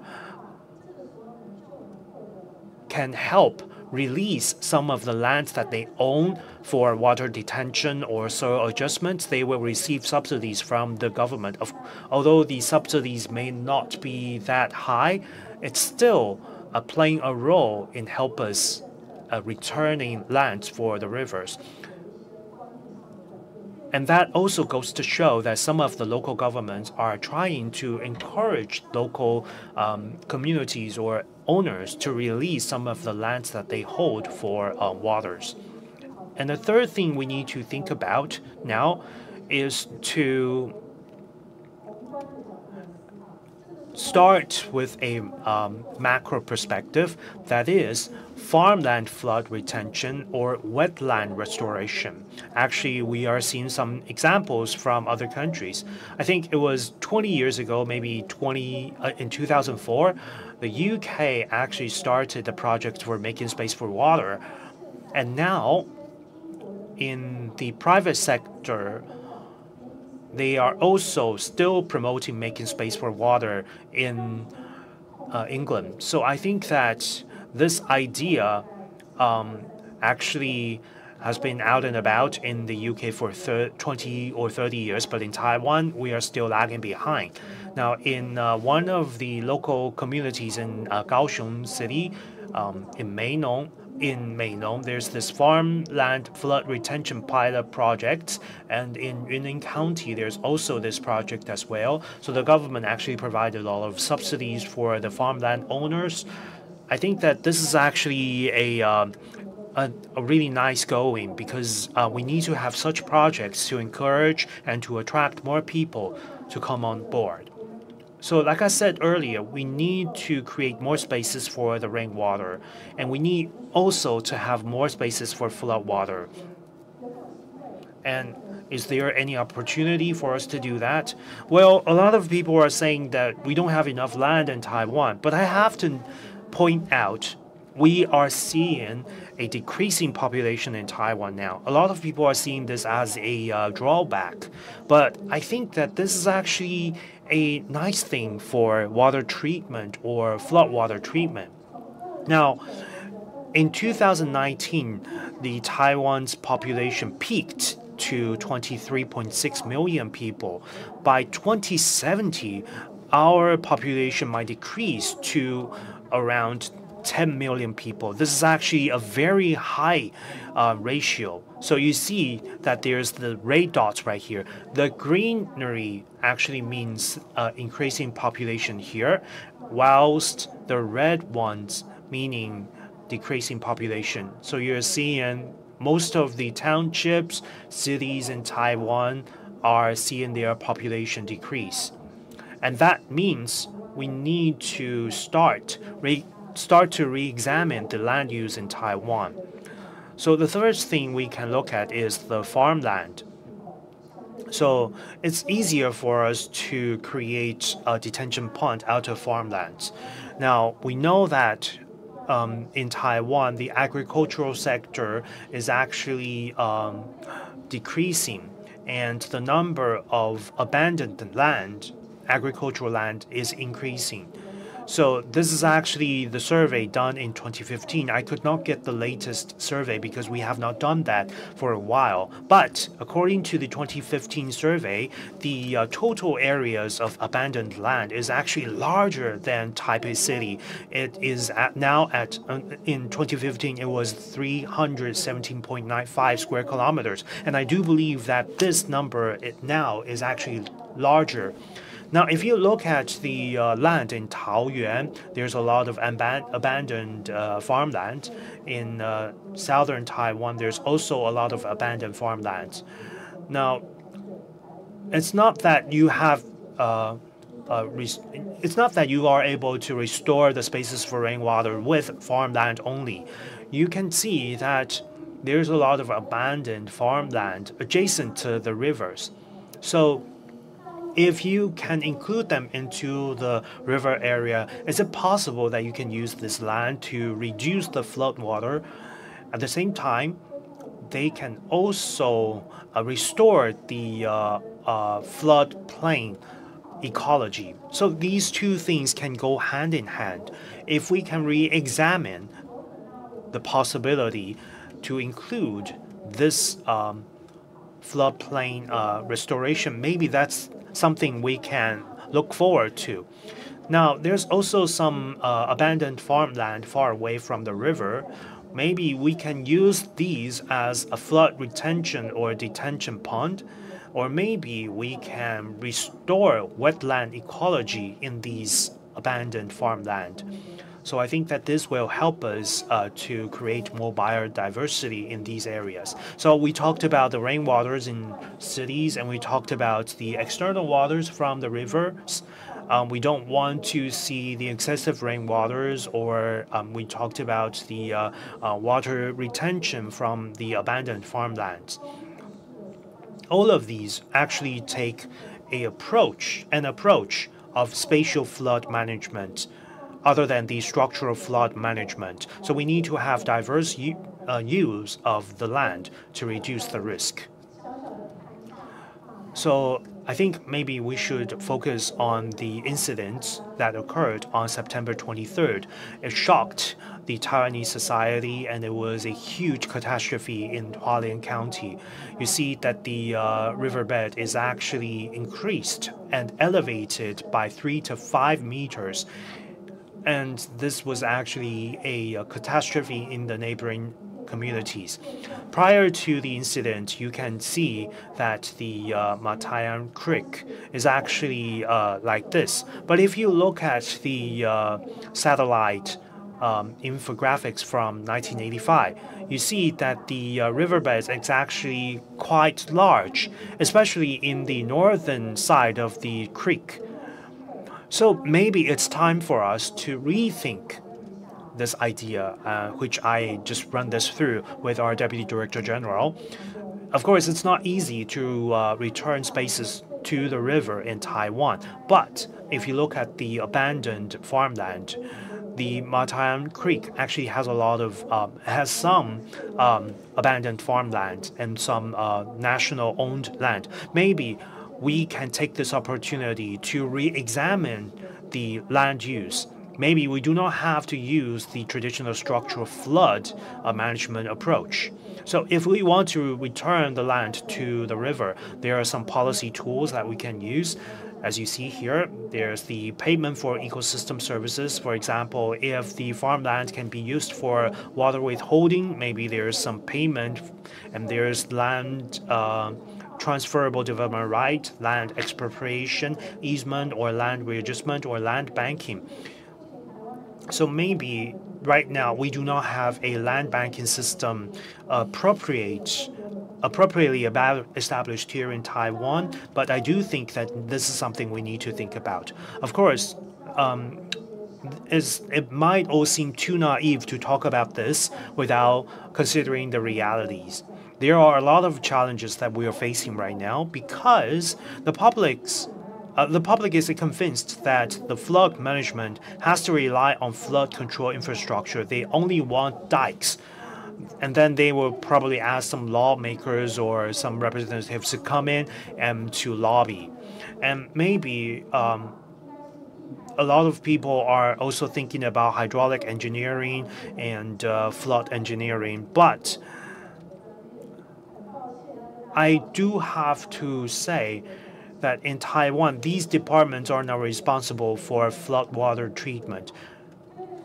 So with that, the flood water treatment is basically now the responsibility on the land use and development related agencies. So a lot of the engineering or the structural means are used, but they don't think about the non-structural means. Also in the US, there's the agency of Federal Emergency Management Agency, FEMA. They are responsible for coordinating all the resources and mechanisms for the natural disasters. But in Taiwan, we do not have such an agency in place. So take the incident that we talked about as an example. We see that there's a lot of challenges in Taiwan. Even so, I do think that Taiwan still have the opportunity to do this because making space for water is a global trend. If we can include nature-based solutions, and if we can manage to improve our ecological health, we are able to address the climate and biodiversity crises. So I look forward to us stepping up our efforts. It may not be achieved overnight, but we need to take action right now. Thank you. 请留步，我们邀请廖教授直接到台上就座，因为在廖教授的演讲之后，我们马上就要进入综合座谈。We will now move on to our panel discussion, and I would like to invite our moderator and our speakers to please take your seats on the stage.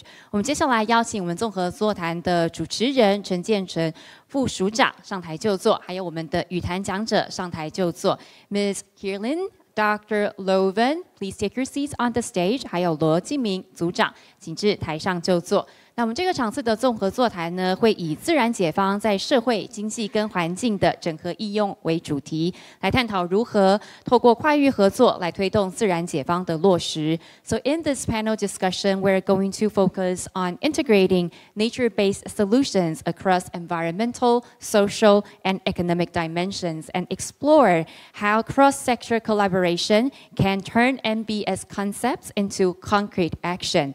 I will now give the floor to our moderator. 我接下来就把时间交给综合座谈的主持人陈副署长。副署长有请。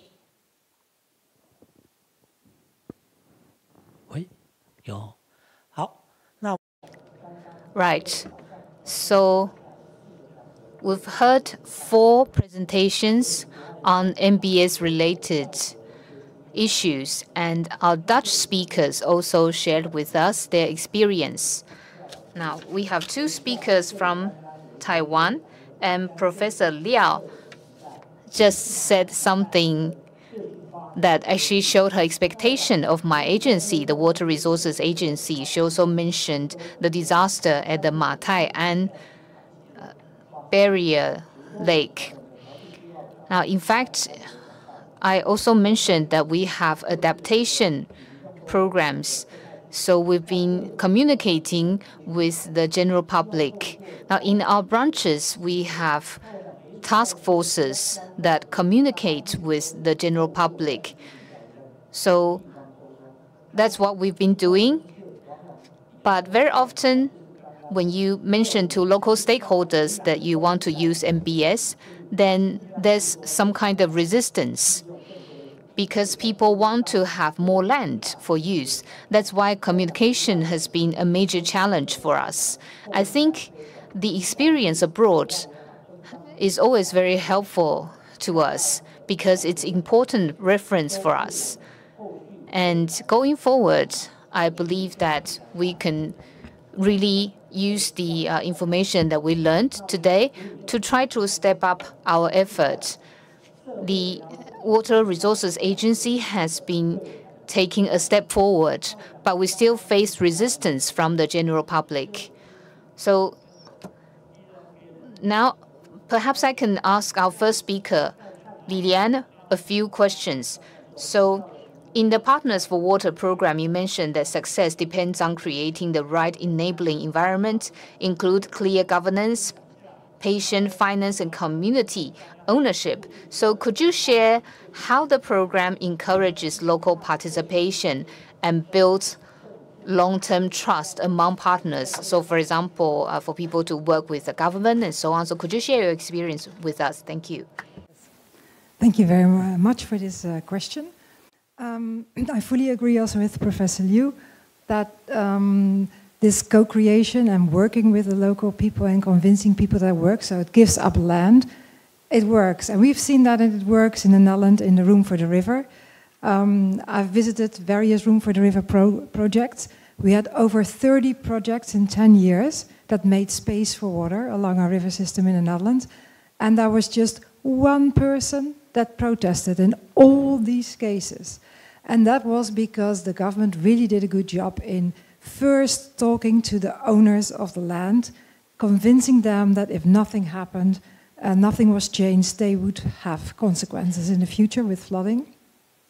And farmers did compensation, they got compensation, they were replaced. I visited a farm that came back in another location, so that was really good measures. And this is also what we do abroad.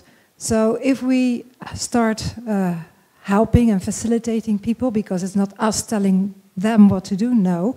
We hear from them, for instance, in the Mekong Delta, we hear from them we have floods, we have salt intrusion, we like to transition, but we don't know exactly how. Can you support us? And then with the local government, with, of course, assistance, quite often we have embassies from the Netherlands in those countries, they can connect us to the right partners and parties. We start first talking to the local owners of the land, and it could be farmers, it could be industry, it could be all kinds of organizations.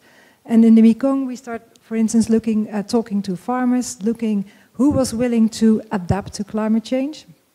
And then we found a group of farmers, we call them pilot farmers, that said, okay, we are willing to transition and learn how can we prevent flooding, deal with the salt intrusion, and also become more profitable in the end, knowing what is happening with climate change.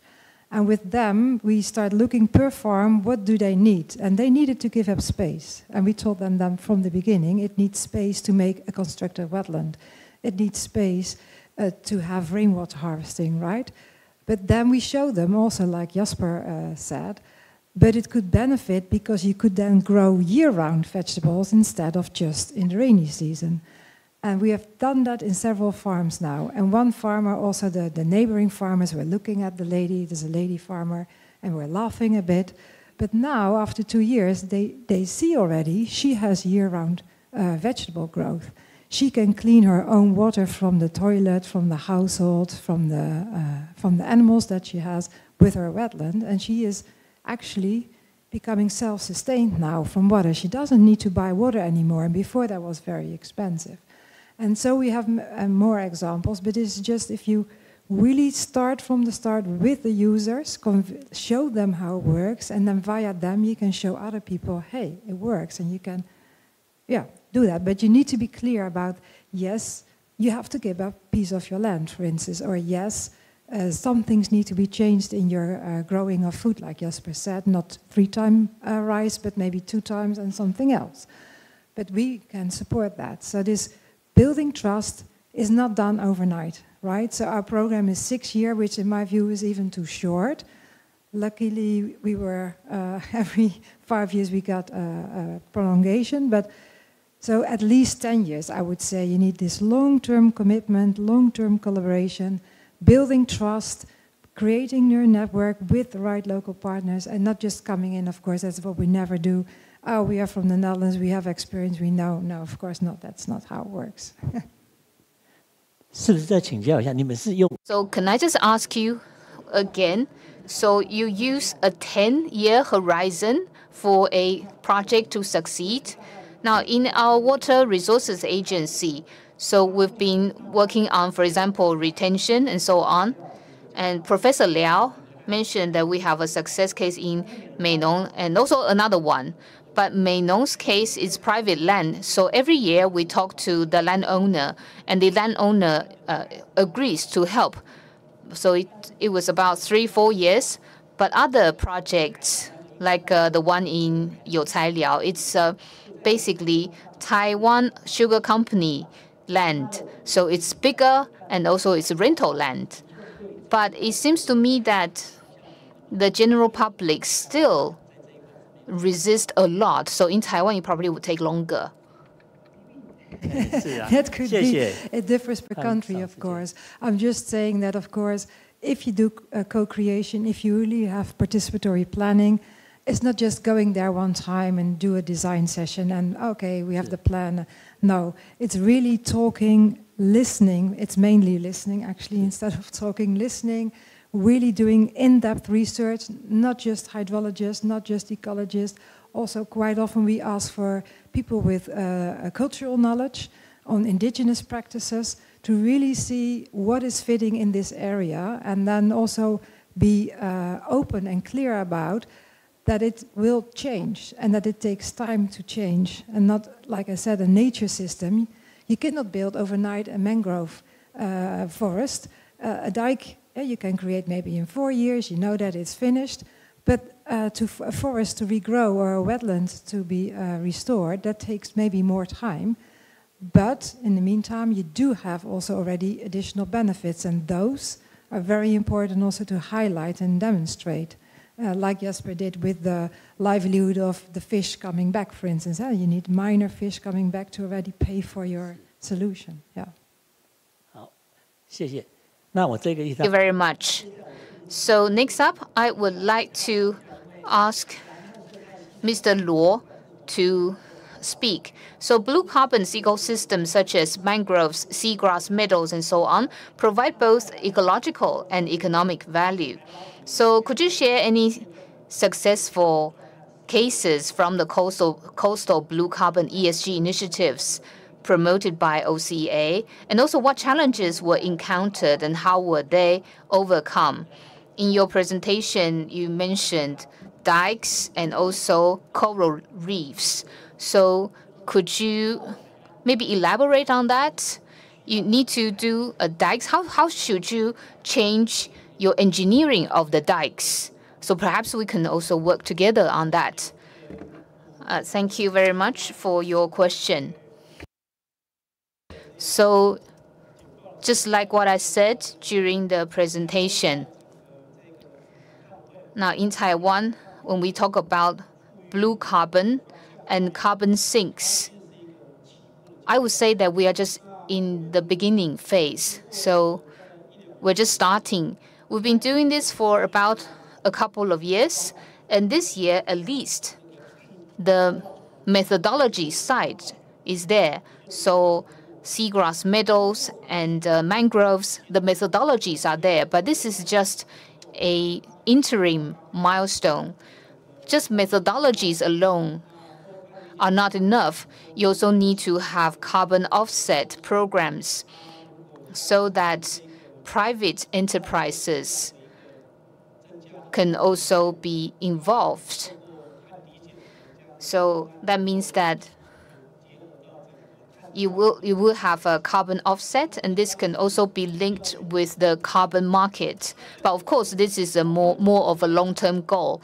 But from an ecological point of view, carbon sinks are not just about, for example, creating more carbon credits for the carbon market. It's more important for us to protect the ecosystem. So I think,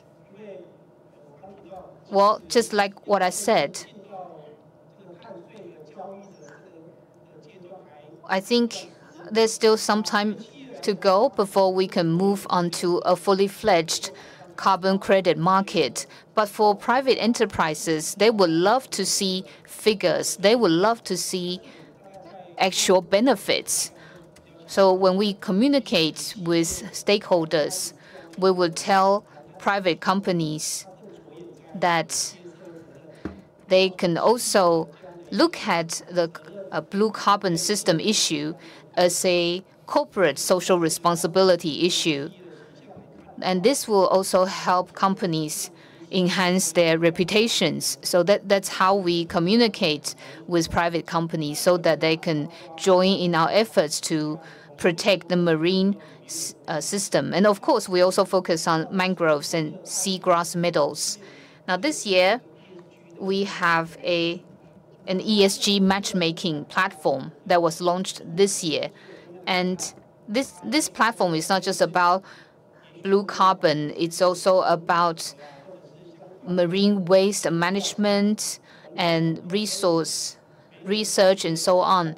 So we try to bring private companies in so that they can provide a sponsorship or financing to these projects. So for example, a university worked with a life insurance company, and they have a project in Tainan, in southern Taiwan.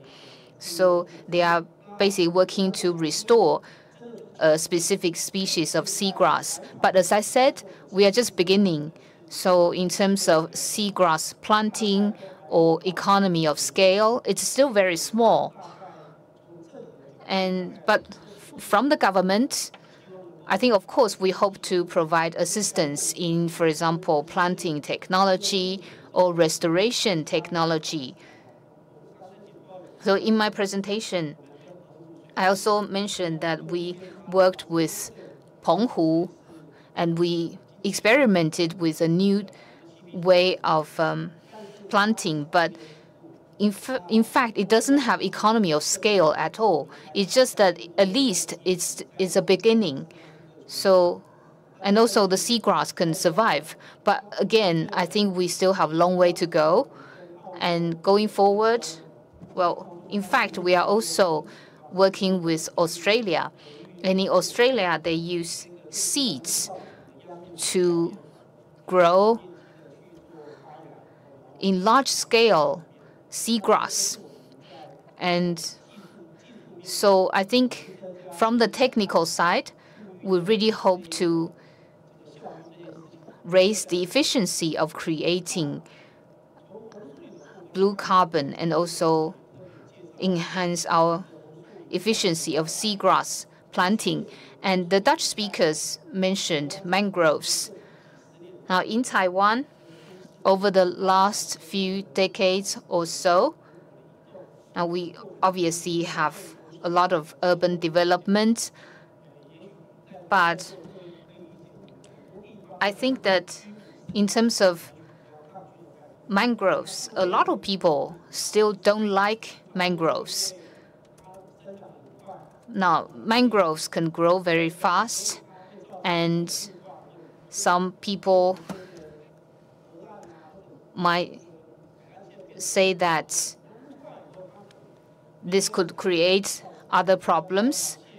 So, for example, a lot of birds or crabs' habitats could be affected. So maybe mangroves can be negative in certain aspects, but I think what is needed is more maybe better management methods so that we can find better solutions. And this way, mangroves would no longer be seen as something negative by the public. And mangroves can act as carbon sinks. And also, they can, to a certain point, prevent flood from getting worse. So these are all areas that we are looking at. But again, communication is very important. And I think every policy has to be built on communication with the stakeholders so that we can win support. And this is definitely something that cannot be overlooked. And the moderator also mentioned coastal management and also dikes and engineering methods. And the moderator asked whether we could integrate more green elements into engineering. And perhaps this way we can also create habitats for certain species. So I'd like to give you an example. Now, in some of our projects, we also encourage something more. So it's not just simply building a dike or some kind of wall.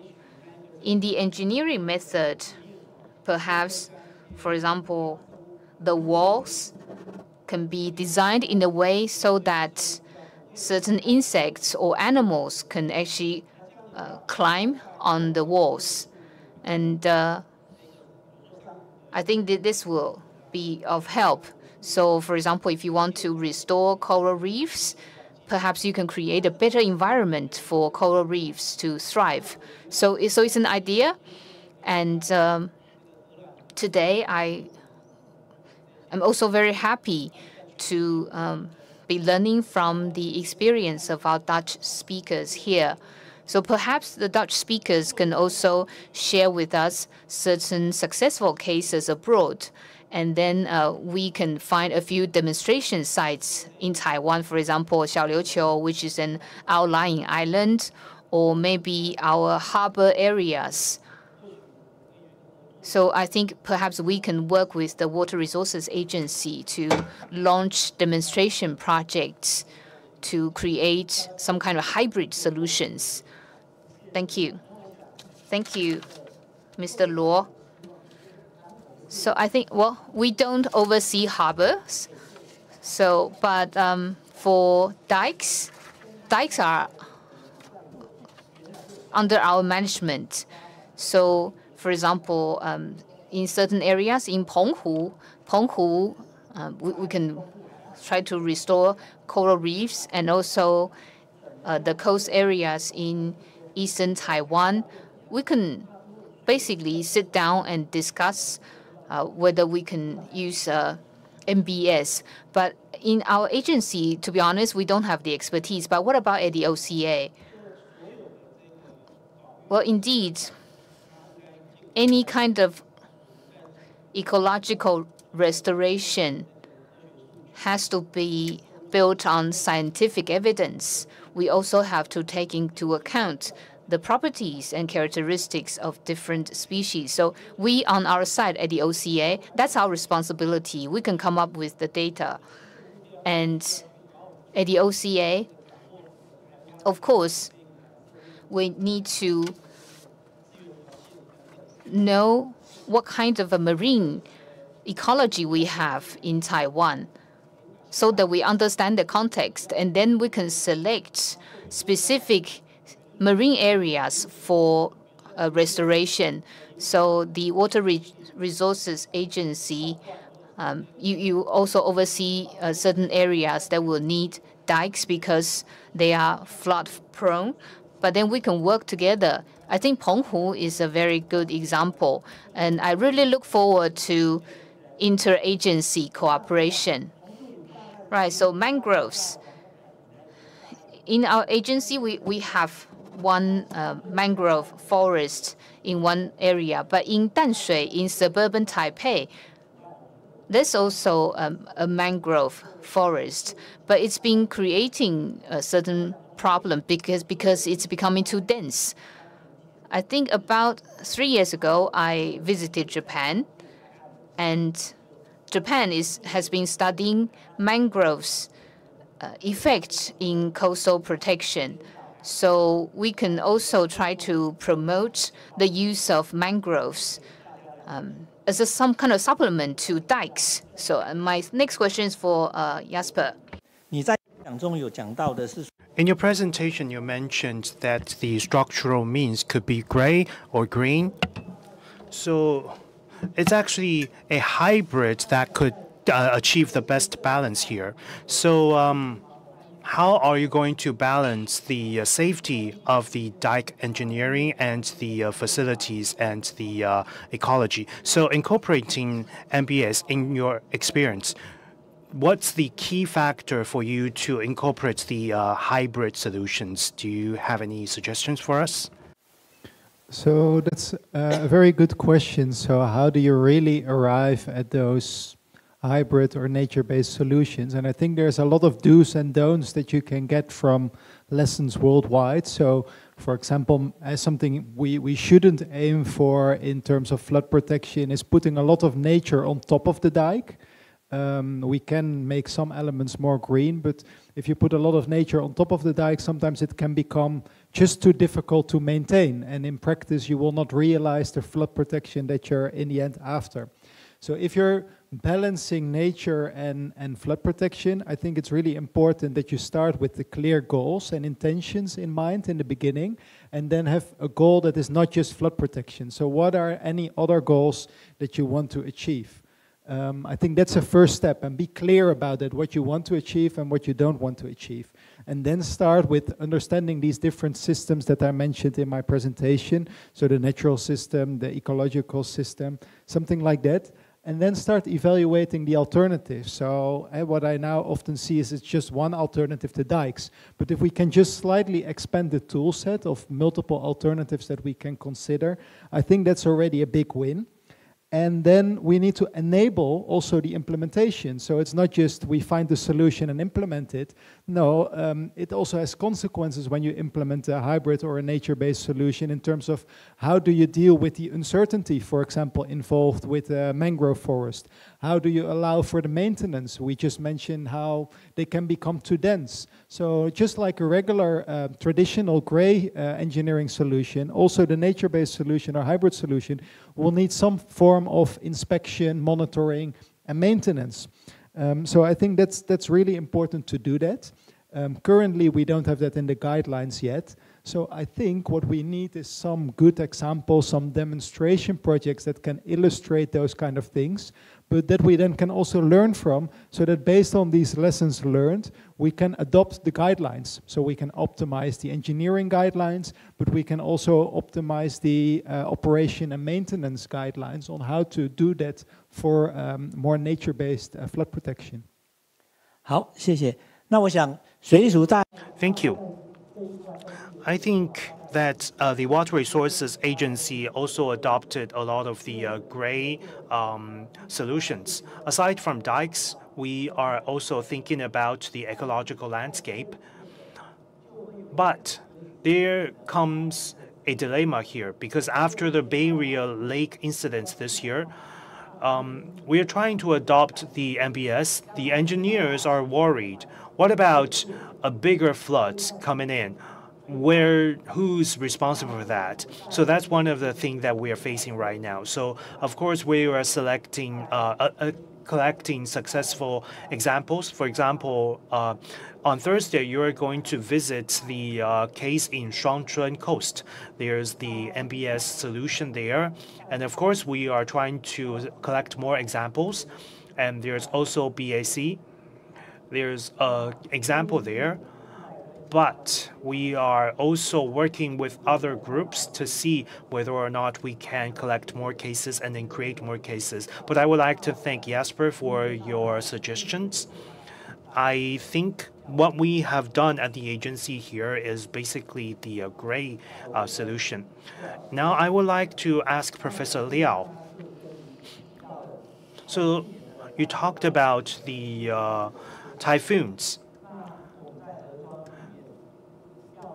So in terms of the rivers, how can we implement or create a room for rivers and floods? And what role can MBS play in this context? Of course, we would like to see that happening, but what role does the MBS play? Thank you. 喂。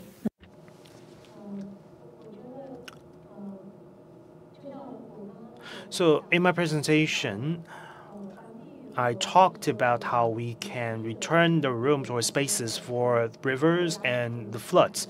If we can combine the ecological restoration or ecological enhancement, it will be an MBS. For example,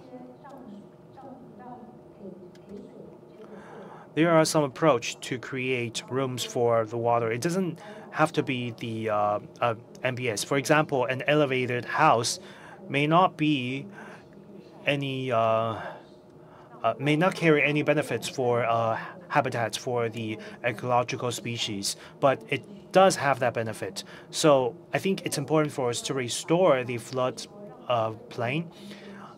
And that way we can create more rooms for the flood waters, but also the reduced area.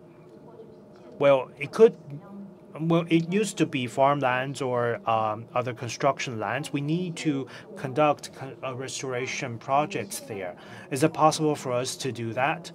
Well, to many of us here, it might seem like a daunting task, but we need to examine and analyze different water beds. So I gave you an example there, and the creek there, but like I said, it could have other functions. For example, in Jiayi and other low-lying lands, a lot of the people there would say that the upstream continue to drain their waters, resulted in the overflowing of water in the downstream areas.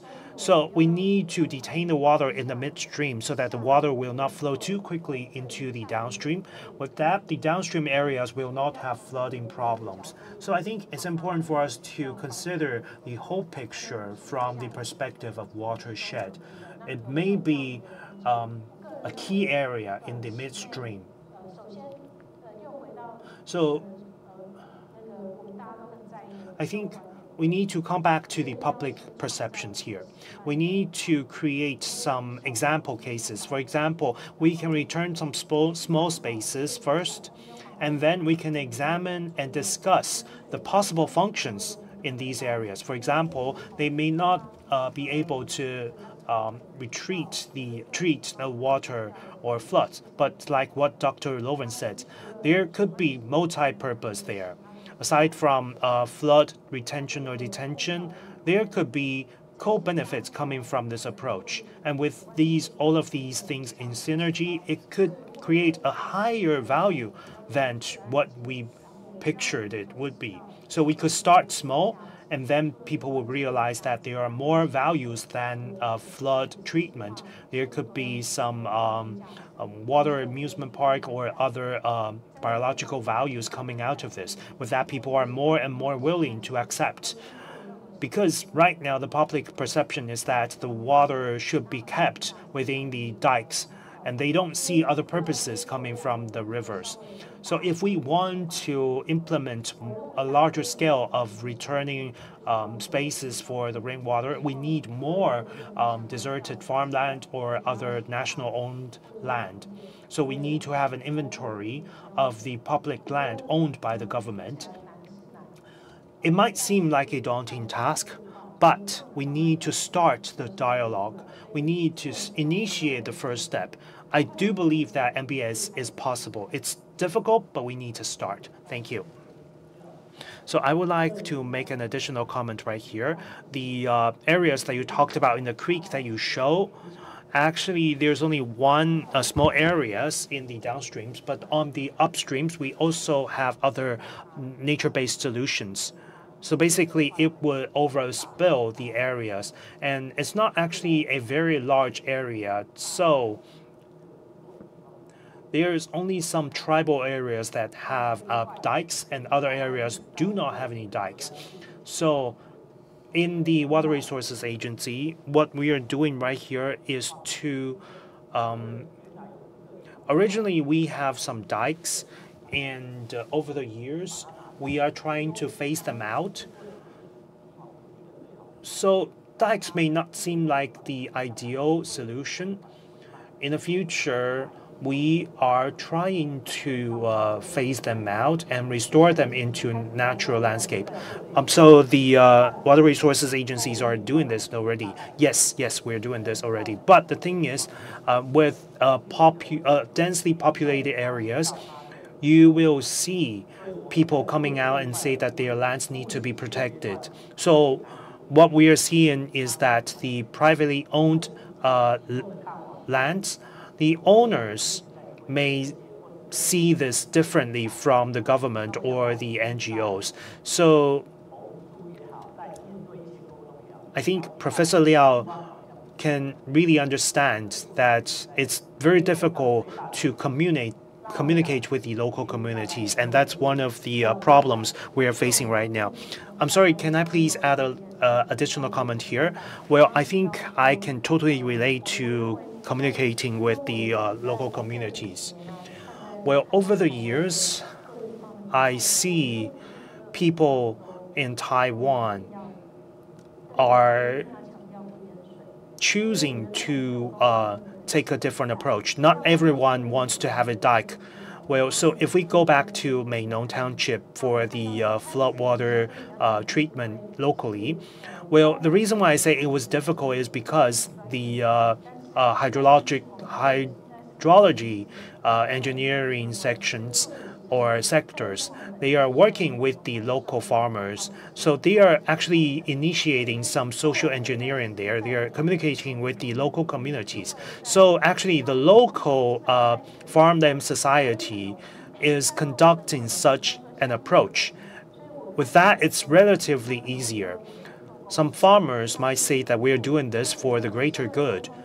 So I think that it might seem like a daunting task to create the social dialogue, but you gotta start somewhere. So that's one thing we need to remember.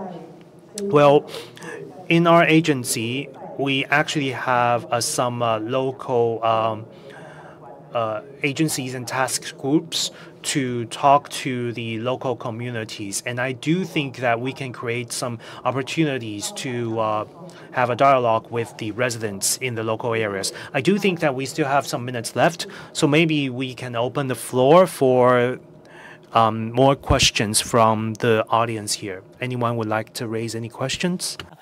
没有，大家好，也可以。 Maybe while thinking about their question, I would like to add one thing to the previous discussion. I don't know the cases by heart and I haven't studied them in detail, but from the pictures that Ms. Liao showed in her presentation, and also from the stories I've heard and from the big reservoirs that I've seen in Taiwan that completely filled with sediment, I think we shouldn't focus only on flood protection here. And so I think we're doing water management, but in addition to that, a separate goal, especially for the mountainous area, will be sediment management and controlling where the sediment is coming. Because many of these problems I've seen, I think, without studying that in detail, they are sediment-related problems. We get huge flows of sediment from the high mountains, and they elevate the floodplain and thereby cause avulsions. And these avulsions, they trigger because of the sediment, but then it also spreads the flood. So I think it's more, your strategy in the upstream might be more oriented towards managing the sediment, ensuring that it's not being eroded from the high mountains, and you do so by getting the erosive power out of the water as soon as possible. And for that we will need a lot of land. But then you're thinking about more in the upstream, reforestation and measures so that you get this erosive power out of the water as fast as possible. Because if we confine the water too much with dikes, we're creating a superhighway for water, but thereby also for sediment. And the moment the superhighway ends, that's where all the water and sediment will spread and build up and potentially causes any problems, like you see in the mouth of these rivers where the narrow valley exits and ends a wider plain. So I think we should also talk about sediment management rather than just flood management. And zooming out, I fully agree. I have an example from Indonesia, from a river basin, the Welang, where also downstream was the flooding. So with the Water Resources Department there, you have to come with a solution to downstream. We zoomed out and we looked along the whole river basin up to the mountain, to the harbor where it ended in the river. And we said, but we have to take upstream measures, so we have to zoom out, do a complete system understanding of the whole river basin. And the most effective and also cheap, but also most cost-benefit solution was reforestation upstream. But there they said, yeah, but we want to have more tourism there. Maybe you should have less tourism if you want really to prevent the flooding downstream. And, well, eventually it will give other benefits. So, but you had to take the people along to focus not from where the flooding is happening, but to see what is for the solution, the measures you should take. And for MBS, you zoom out of the area and you really look at the whole area where you could take the right measure. And that is a different thinking, which you should get your people along with. 是，谢谢你们两位。 Thank you for our two experts. Thank you for your opinions. Well, I think that the sedimentation, of course, actually on the upstream, we have other agencies that are responsible for that, and we at the Water Resources Agency are responsible for the downstream. So for the upstreams, the other administration, we need to think about how they can control them. So I think that we need to have an area to withhold the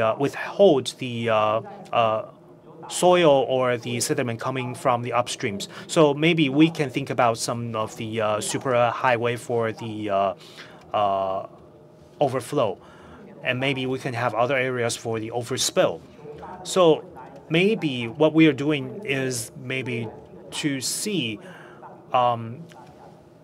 this needs to be taken in a long-term approach. It might take 10 to 20 years for us to solve this issue because it cannot be a short-term fix.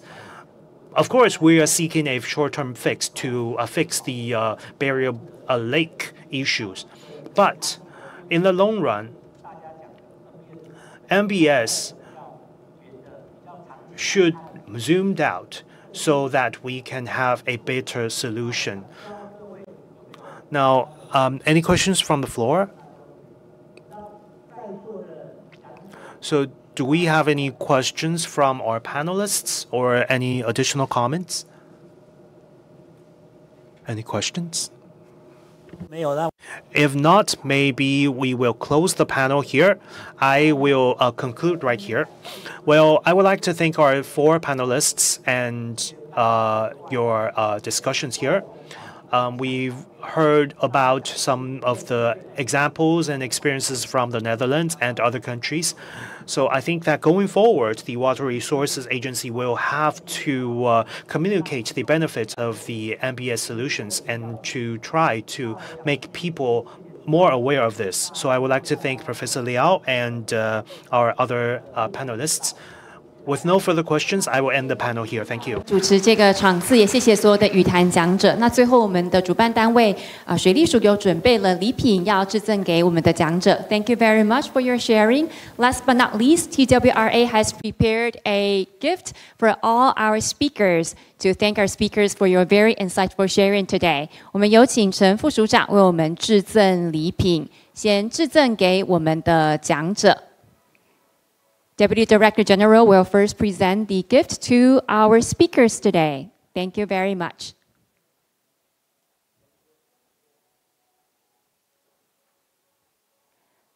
那我们最后也要有请马德斯副代表 Mr. Matthijs van der Hoorn. Would you please join us on the stage? Because we also have prepared a gift for you. Thank you very much for the Netherlands Office Taipei for your full support. 非常感谢荷兰在台办事处长久对于我们的水论坛的支持。And let's have a group photo together. 我们邀请所有的讲者来到前方 please. Take one step, maybe one step forward and a little bit closer to the middle and look at our photographer. 看向我们的摄影师，我们来合影一张。